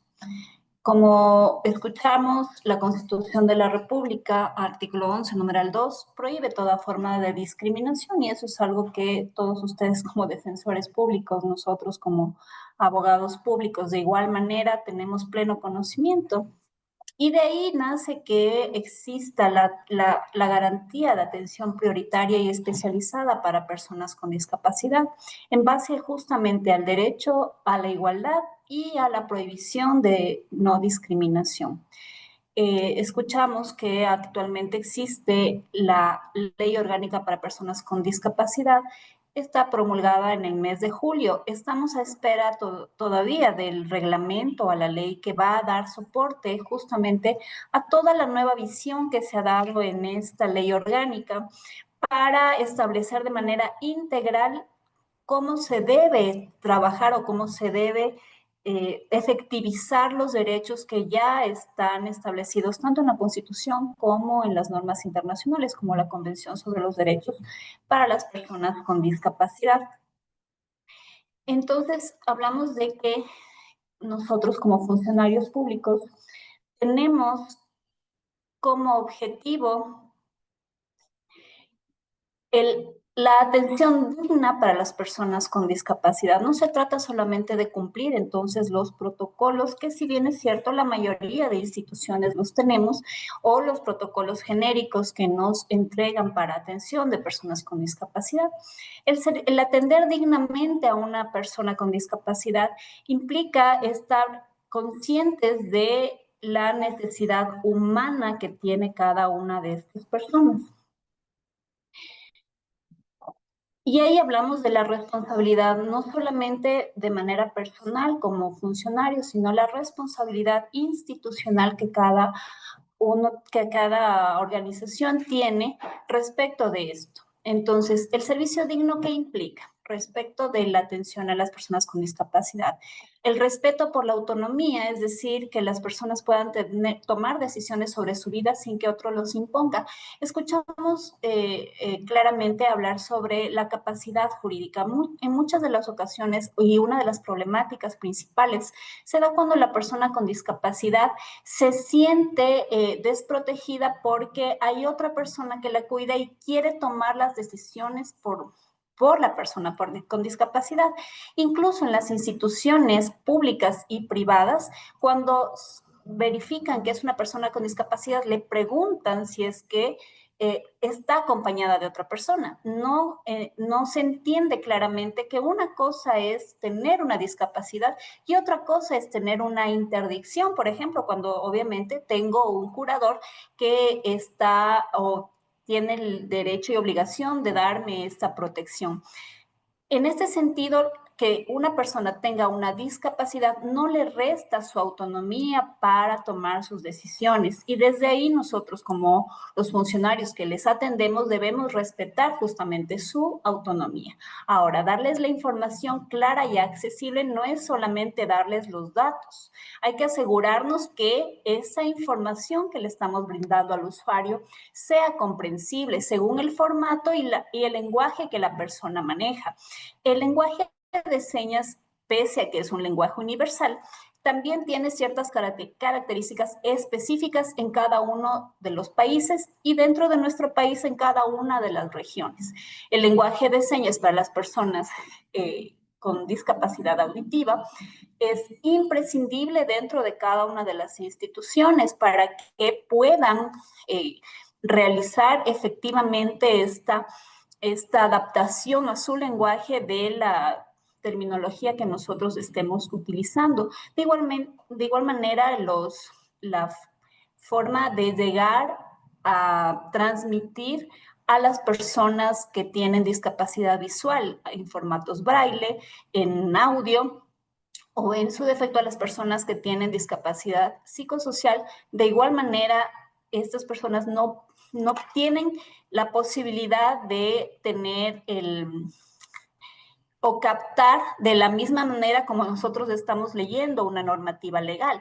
Esa normativa hay que hacerla accesible para que pueda ser comprendida y comprensible y que pueda, obviamente, a través de eso tener una decisión informada sobre lo que vaya a realizar cuando nosotros le estamos atendiendo. La privacidad de igual manera debe ser protegida para la persona con discapacidad.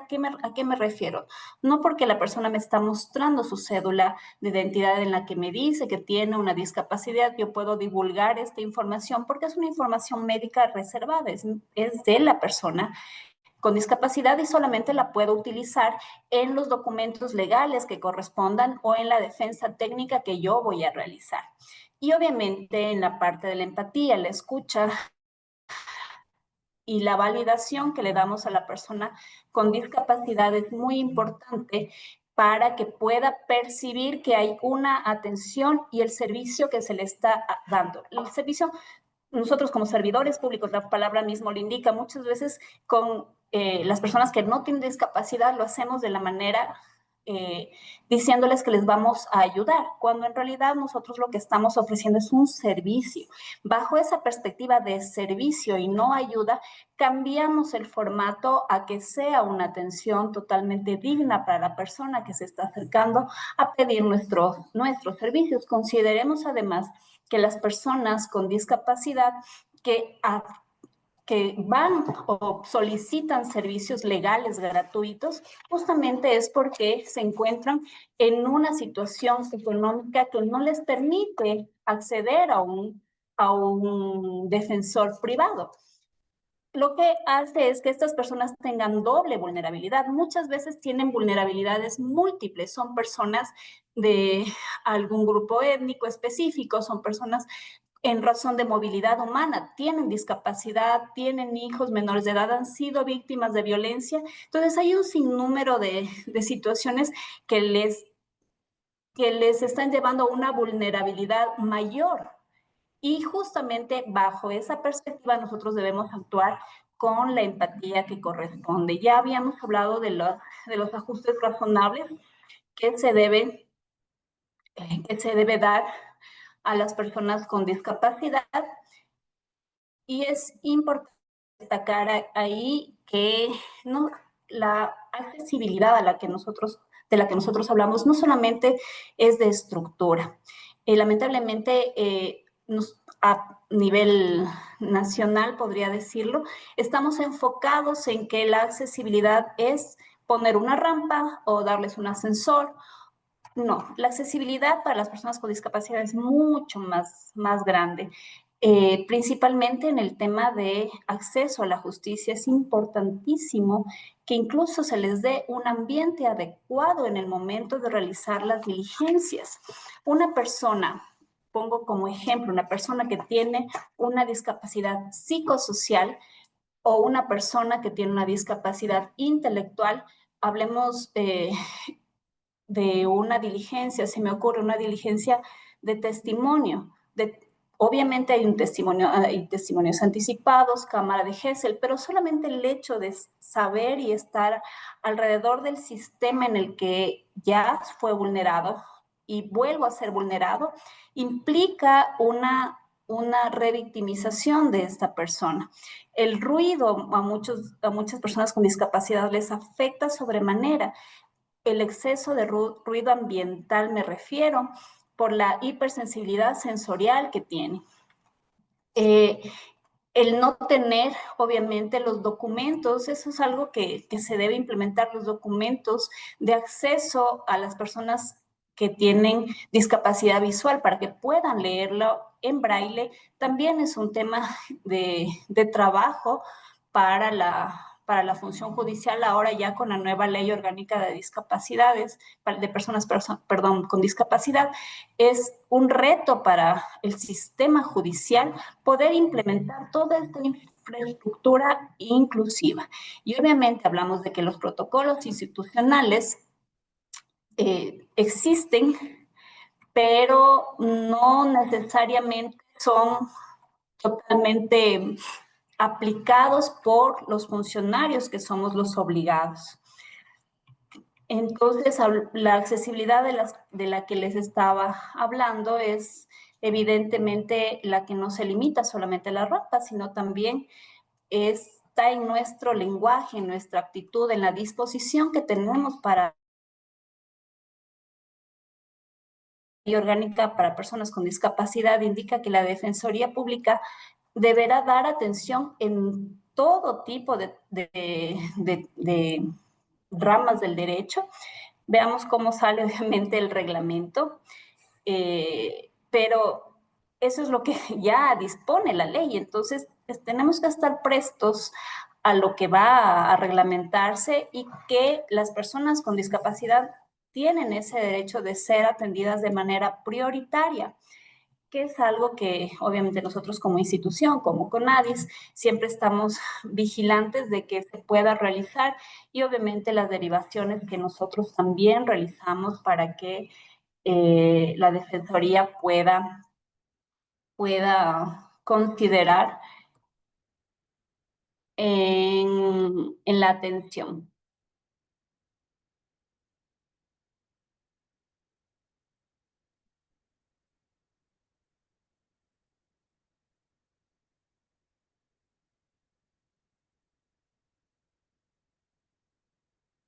En base a todo lo que hemos escuchado y hemos revisado en esta tarde, es importante dar énfasis al enfoque de discapacidad. ¿Cómo la Defensoría Pública puede llevar esta premisa de enfoque dentro de su accionar todo el tiempo? Y es el cambiar de idea de que la persona con discapacidad es un objeto de asistencia, a cambiar que la persona con discapacidad es un sujeto de derechos, con capacidad de decidir y participar plenamente.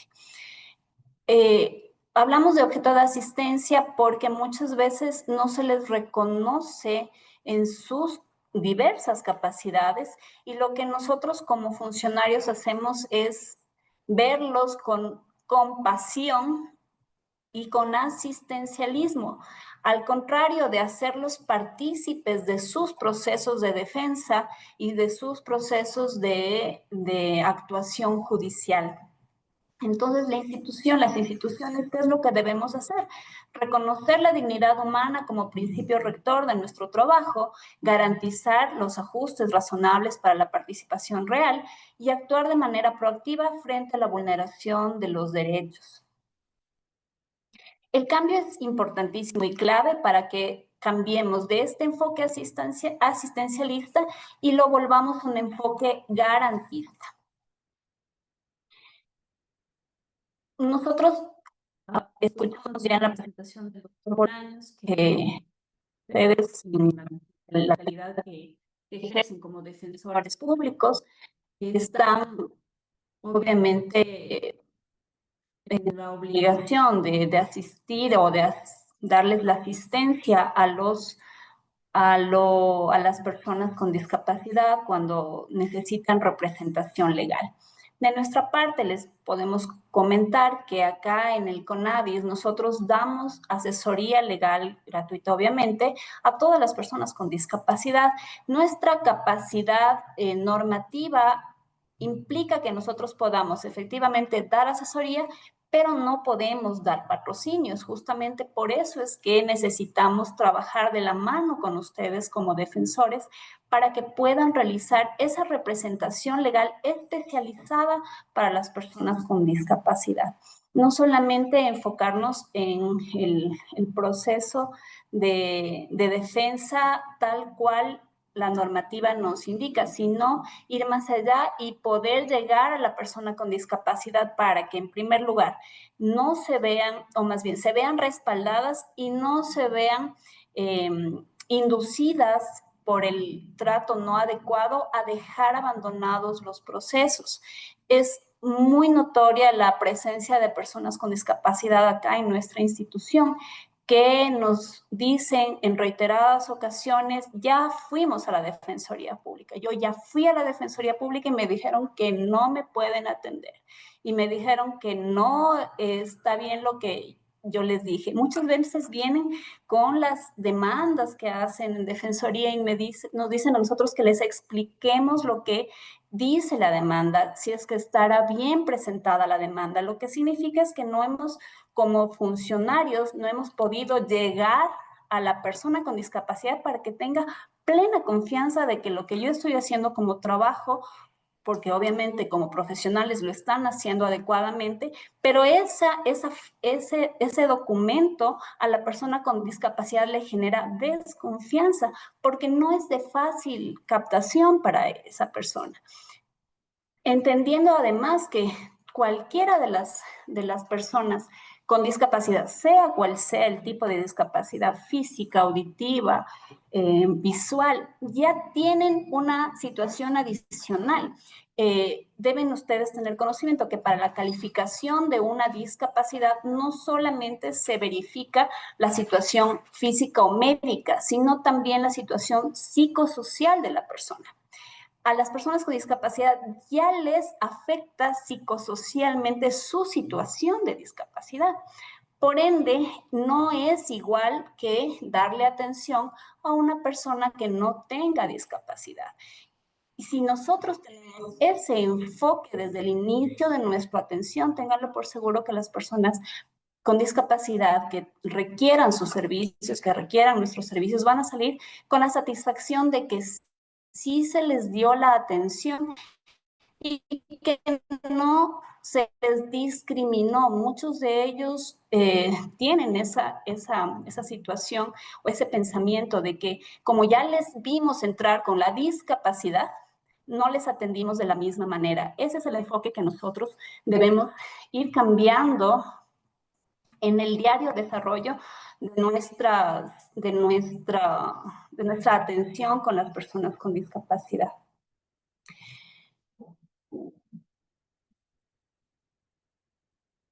La priorización de casos también es importante destacar. Si bien es cierto, muchas veces cuando hacemos derivación, no solamente a defensoría, sino a los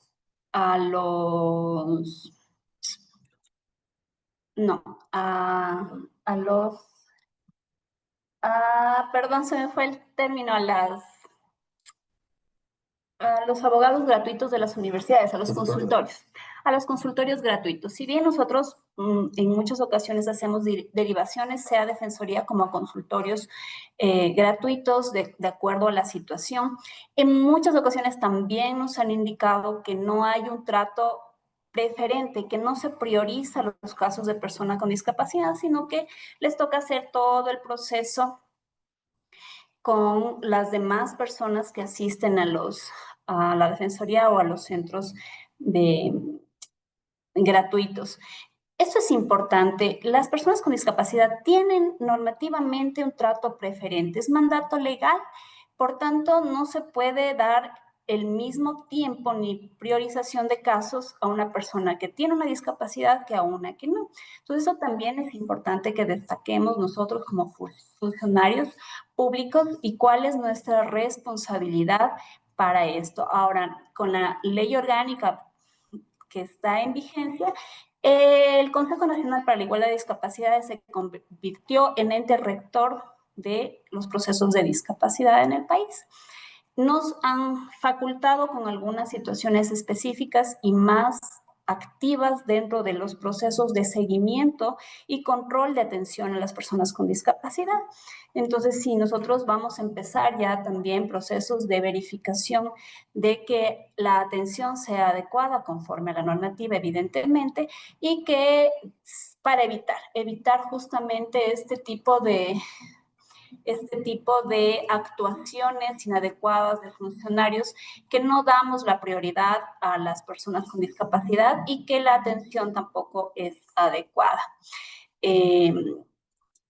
Obviamente recordemos que la Defensoría no actúa sola, también puede articular su trabajo, sea con la Fiscalía, con nosotros, con el Ministerio de Educación, con el Ministerio de Salud, con la función judicial, para agilitar todos estos trabajos. Ese trabajo interinstitucional es importantísimo para poder solventar los procesos y para que las personas con la discapacidad puedan tener restitución de derechos.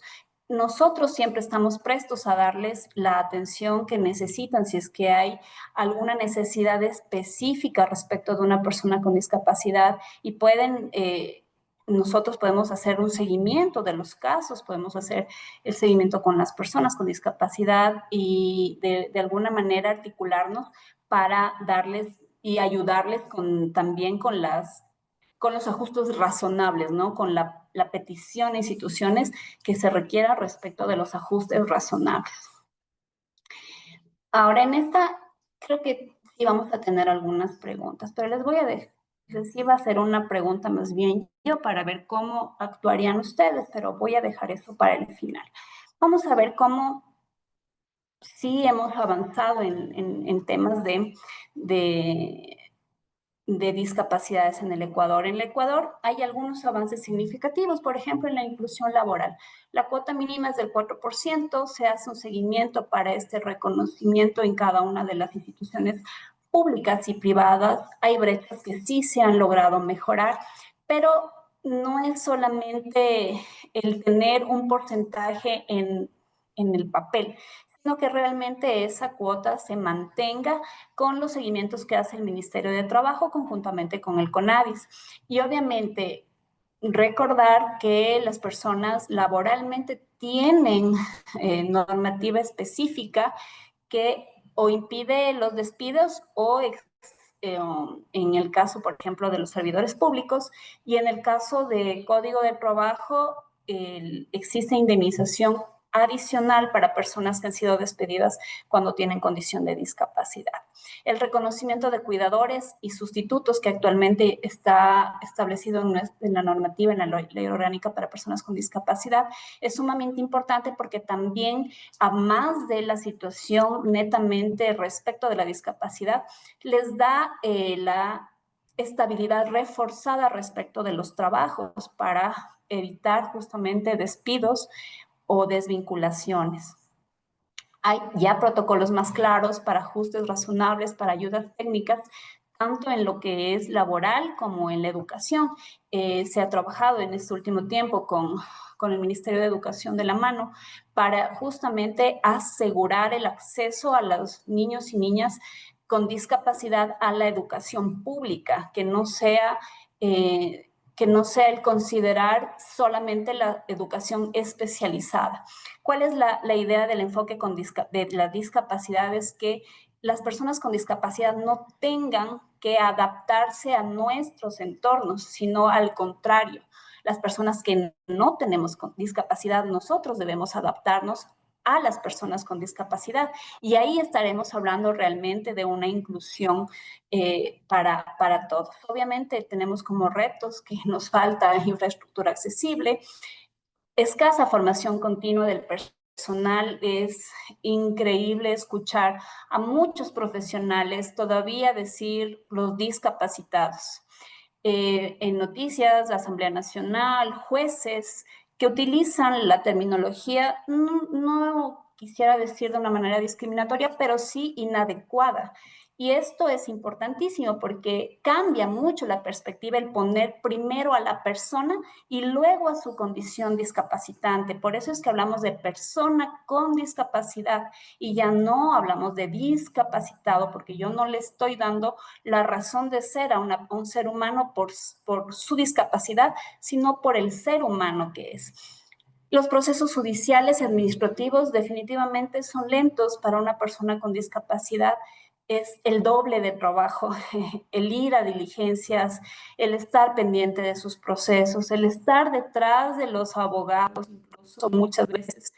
Yo entiendo como Defensoría Pública deben tener N procesos y casos, pero imagínense una persona sin discapacidad que acude donde ustedes y está pendiente de su proceso, es aún más fuerte para una persona con limitantes, barreras que tiene a su alrededor, estar pendiente de los procesos. Para esto se les vuelven procesos interminables, como les dije en algún momento, muchas veces. Doctora, perdón que la interrumpa. El audio, doctora. Porque ya no pueden, es revictimizante, es doloroso, es costoso en términos obviamente no de honorarios, sino de costos de movilización, de estar pendientes, de documentación y cosas que se les requiere. Obviamente hay vacíos que se debe trabajar. El monitoreo interno que tenemos aún en el Ecuador es deficiente. No tenemos un control adecuado en estadísticas, me refiero, de atención específica a personas con discapacidad.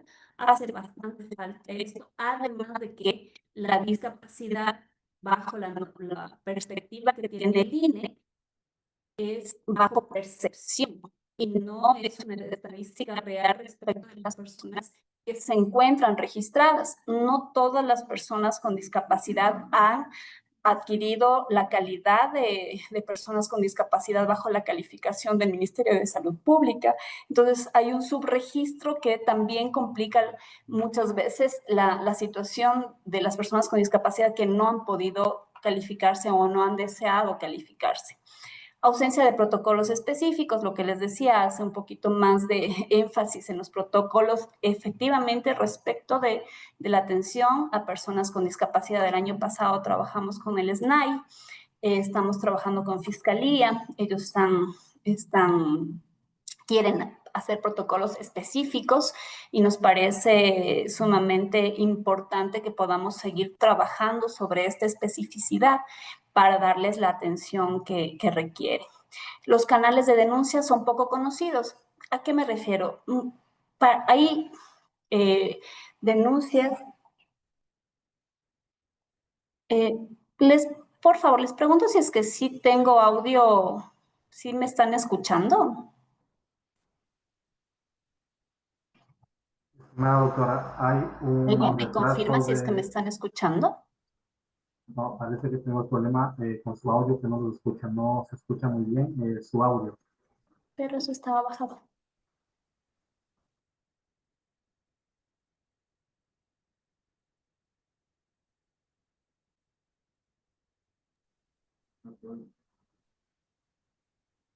Doctora, nosotros lo escuchamos claramente, pero ¿Me usted no confirman si me, es que me están escuchando, por favor? no le estamos escuchando. No me escucharon nada. Dios mío.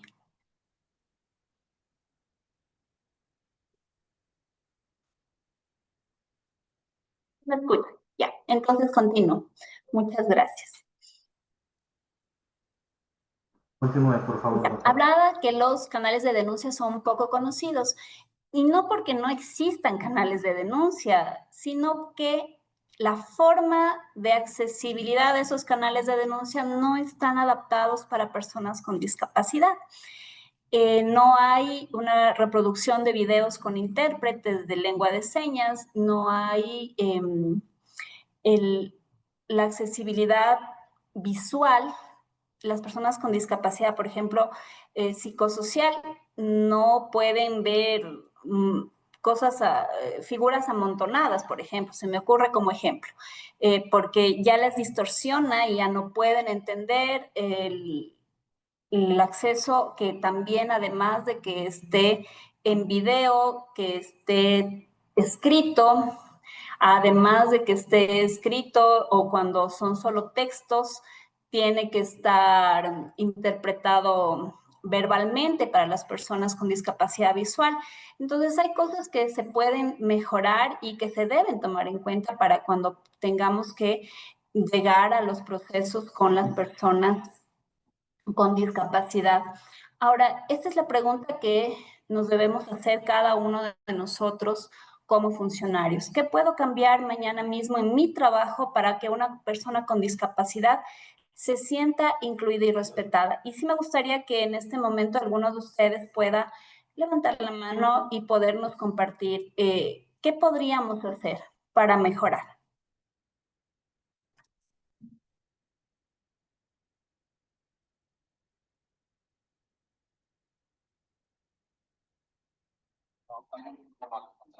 Nosotros escuchamos a la ponencia.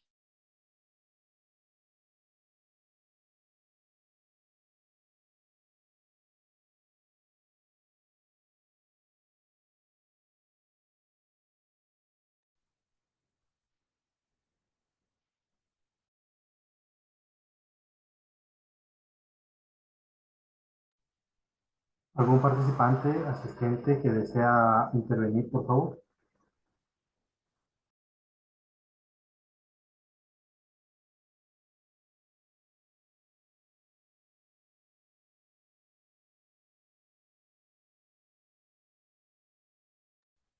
Por favor, doctora, avancemos con la capacitación.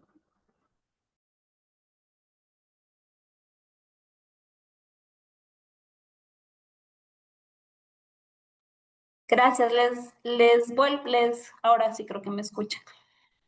Les vuelvo a preguntar, algunos de ustedes, ¿qué hacen ustedes el día de mañana para que una persona con discapacidad se sienta incluida, se sienta parte de?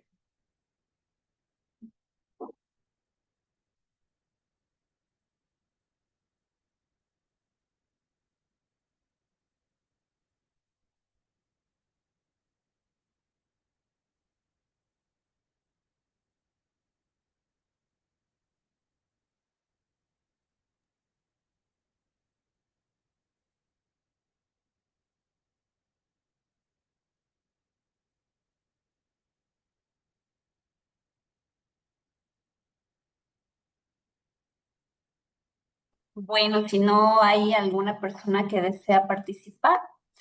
¿Qué Bueno, tal? ¿Qué tal, mi siga, por favor. estimada? ¿Cómo está? Buenas tardes. Bueno, yo creo que como yo soy defensora pública del área laboral y sí me ha tocado en muchos casos atender a personas con discapacidad, una de las cosas más lindas de atenderlos a ellos, bueno, siempre es la empatía y creo que como defensores públicos, en mi caso, yo les he dado mi número de WhatsApp para que ellos no tengan que estar acudiendo cada rato acá a la Defensoría Pública y así sea la atención más efectiva para ellos. Es mi criterio. Muchísimas gracias. Aquí también hay otra persona que nos dijo hablarle de forma sencilla, dirigiéndome en todo momento a su persona y no a su acompañante. Es importante las dos cosas que nos han dicho respecto de la empatía, por un lado, y respecto del priorizar a la persona con discapacidad. Recordar que la persona con discapacidad tiene capacidad jurídica, por tanto, es a esa persona a la que le estoy dando la atención. Las personas que están acompañando son ayuda para la persona con discapacidad, pero me dirijo siempre de manera directa, a menos obviamente que tenga alguna interdicción que obligue a que la otra persona le tenga que ayudar con el proceso.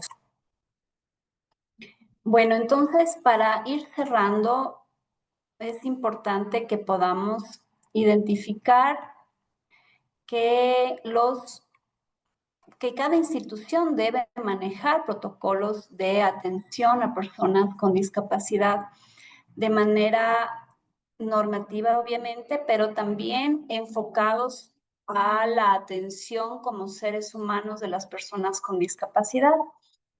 La formación es continua y obligatoria. La nueva ley orgánica para personas con discapacidad habla de esta obligatoriedad que tenemos como funcionarios públicos de capacitarnos en temas de discapacidades. Les invitamos nosotros a que puedan ustedes ingresar a la página del Consejo Nacional para la Igualdad de Discapacidades. Tenemos en plataforma activo el curso de sensibilización en temas de discapacidad. Ustedes lo pueden hacer, sale con certificado y eso les puede ayudar un montón también para poder seguirse empapando respecto de esta temática tan importante. Voy a leer el comentario de Yolanda Yerobi, le agradezco mucho. Al brindar el servicio de patrocinio a personas con discapacidad, se procura interactuar con ella, que es la que recibe el servicio. Sin embargo, su acompañante se molesta y es quien denigra su capacidad, que no entiende lo que se le explica en lenguaje sencillo. Claro, esa justamente es la razón de ser nuestra, como funcionarios, como personas que atendemos a grupos de atención prioritaria, el poder mediar la situación que estamos pasando con la persona con discapacidad y que se entienda cuál es la responsabilidad que tenemos respecto de la información que le estamos dando al usuario y de su consentimiento informado sobre lo que estamos haciendo o lo que vamos a actuar. Si no tenemos este consentimiento de la persona de manera directa, se está viciando su voluntariedad, ¿no es cierto? Entonces, es importante que nosotros podamos manejar este tipo de situaciones.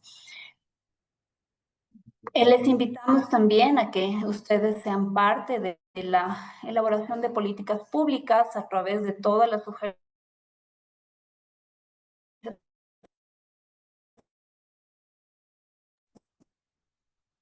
que nos puedan dar a nosotros como consejo para que podamos ir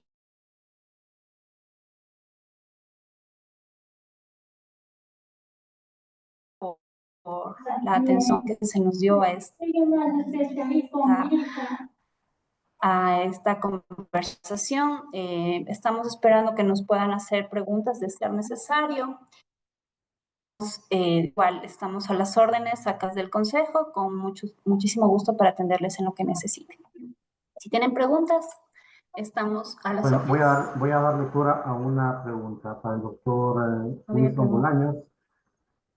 ¿Cuál es el procedimiento para legalizar la discapacidad mental de una persona diagnosticada por un psiquiatra con trastorno ansioso, depresivo o no aplica como discapacidad?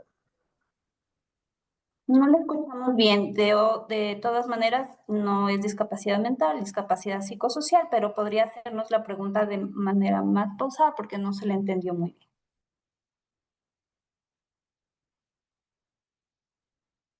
Bien, en el chat no tenemos más preguntas. No sé si algún otro asistente, participantes desean alzar la mano y participar de esta charla académica.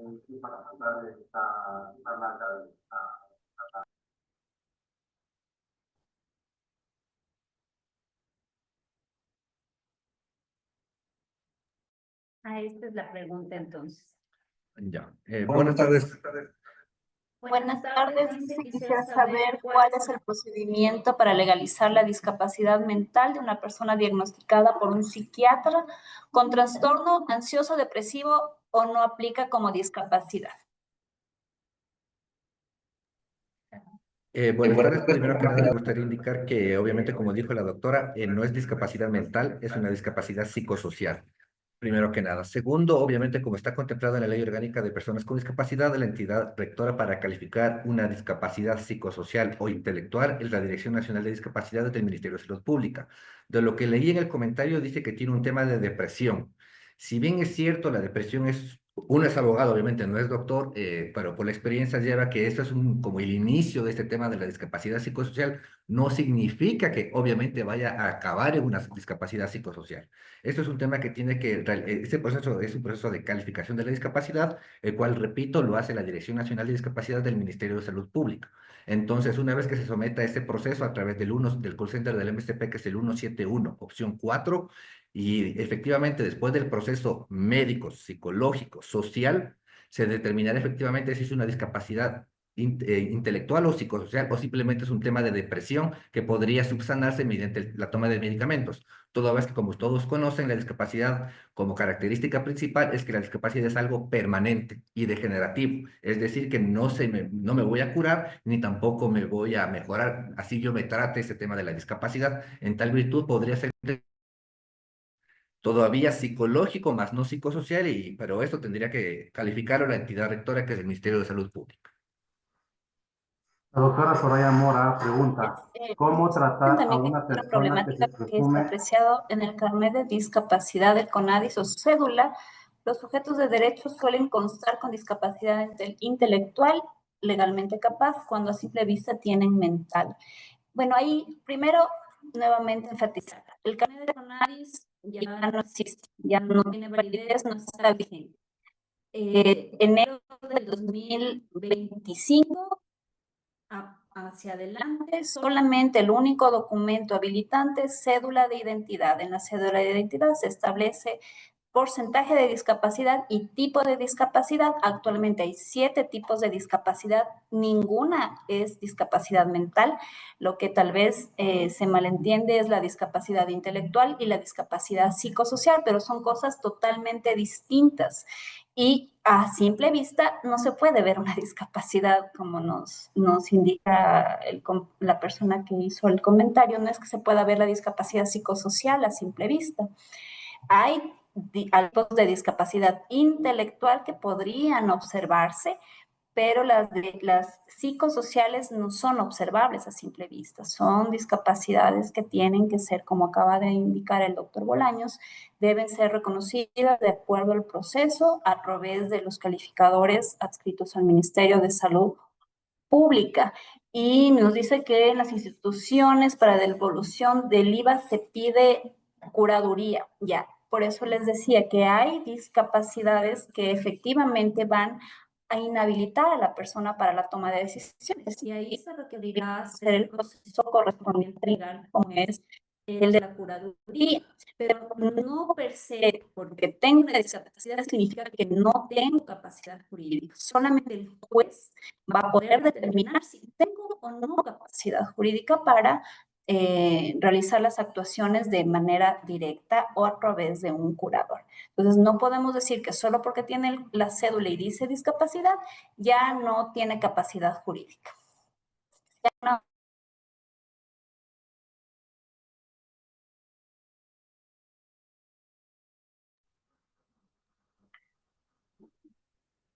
Dejo de compartir.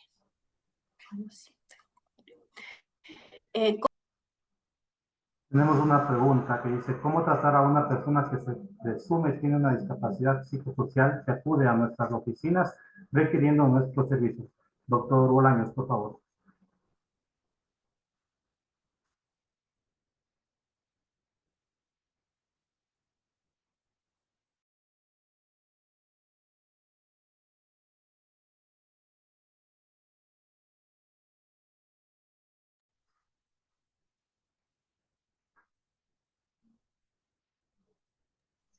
Estoy sin audio, yo seguía hablando, Felipe.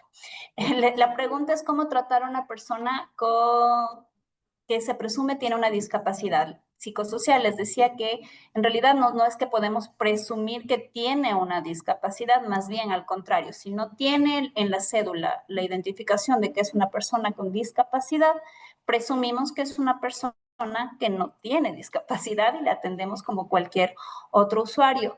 La obligatoriedad para tener acceso a las acciones afirmativas es portar la cédula de ciudadanía y poderla.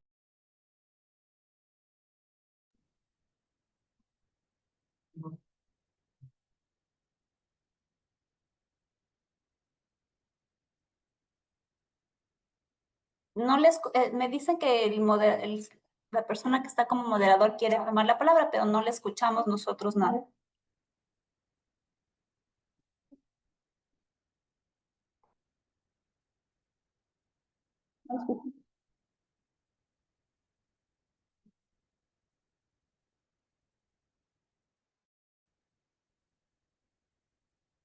Voy a, creo que a terminar ya con una.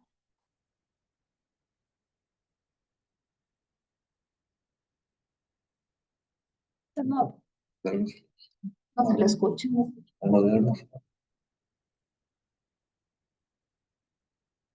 Ya estoy preguntando.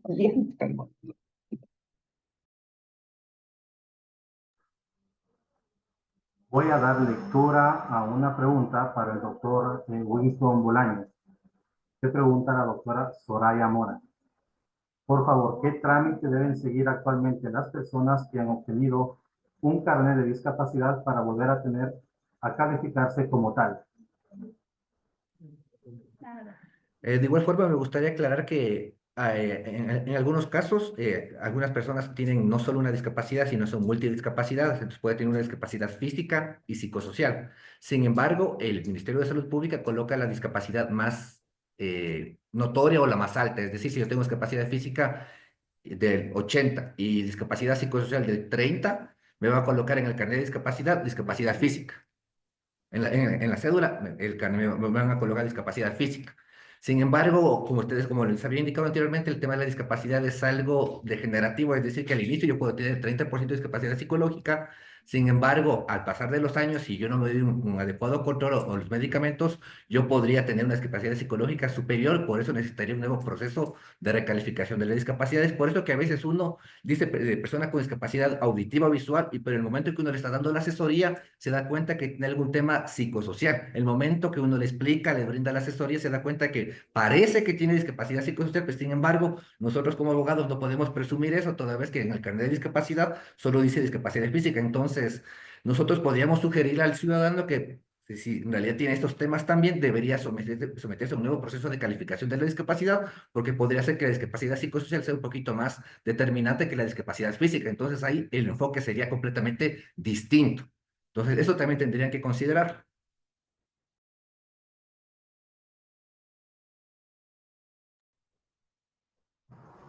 Bien, al no existir más preguntas, agradecemos nuevamente por esta participación a los ponentes. De esta manera, a nombre de la Escuela Defensorial de la Defensoría Pública y el Consejo Nacional para la Igualdad de Discapacidades, agradecemos a los presentes, a los facilitadores del día de hoy y demás asistentes por su importante participación en esta jornada de aprendizaje. Buenas tardes con todas y todos. Gracias. Gracias, buenas tardes. El registro de asistencia está abierto, unos 5 minutos más, por favor, para que puedan registrarse. Gracias.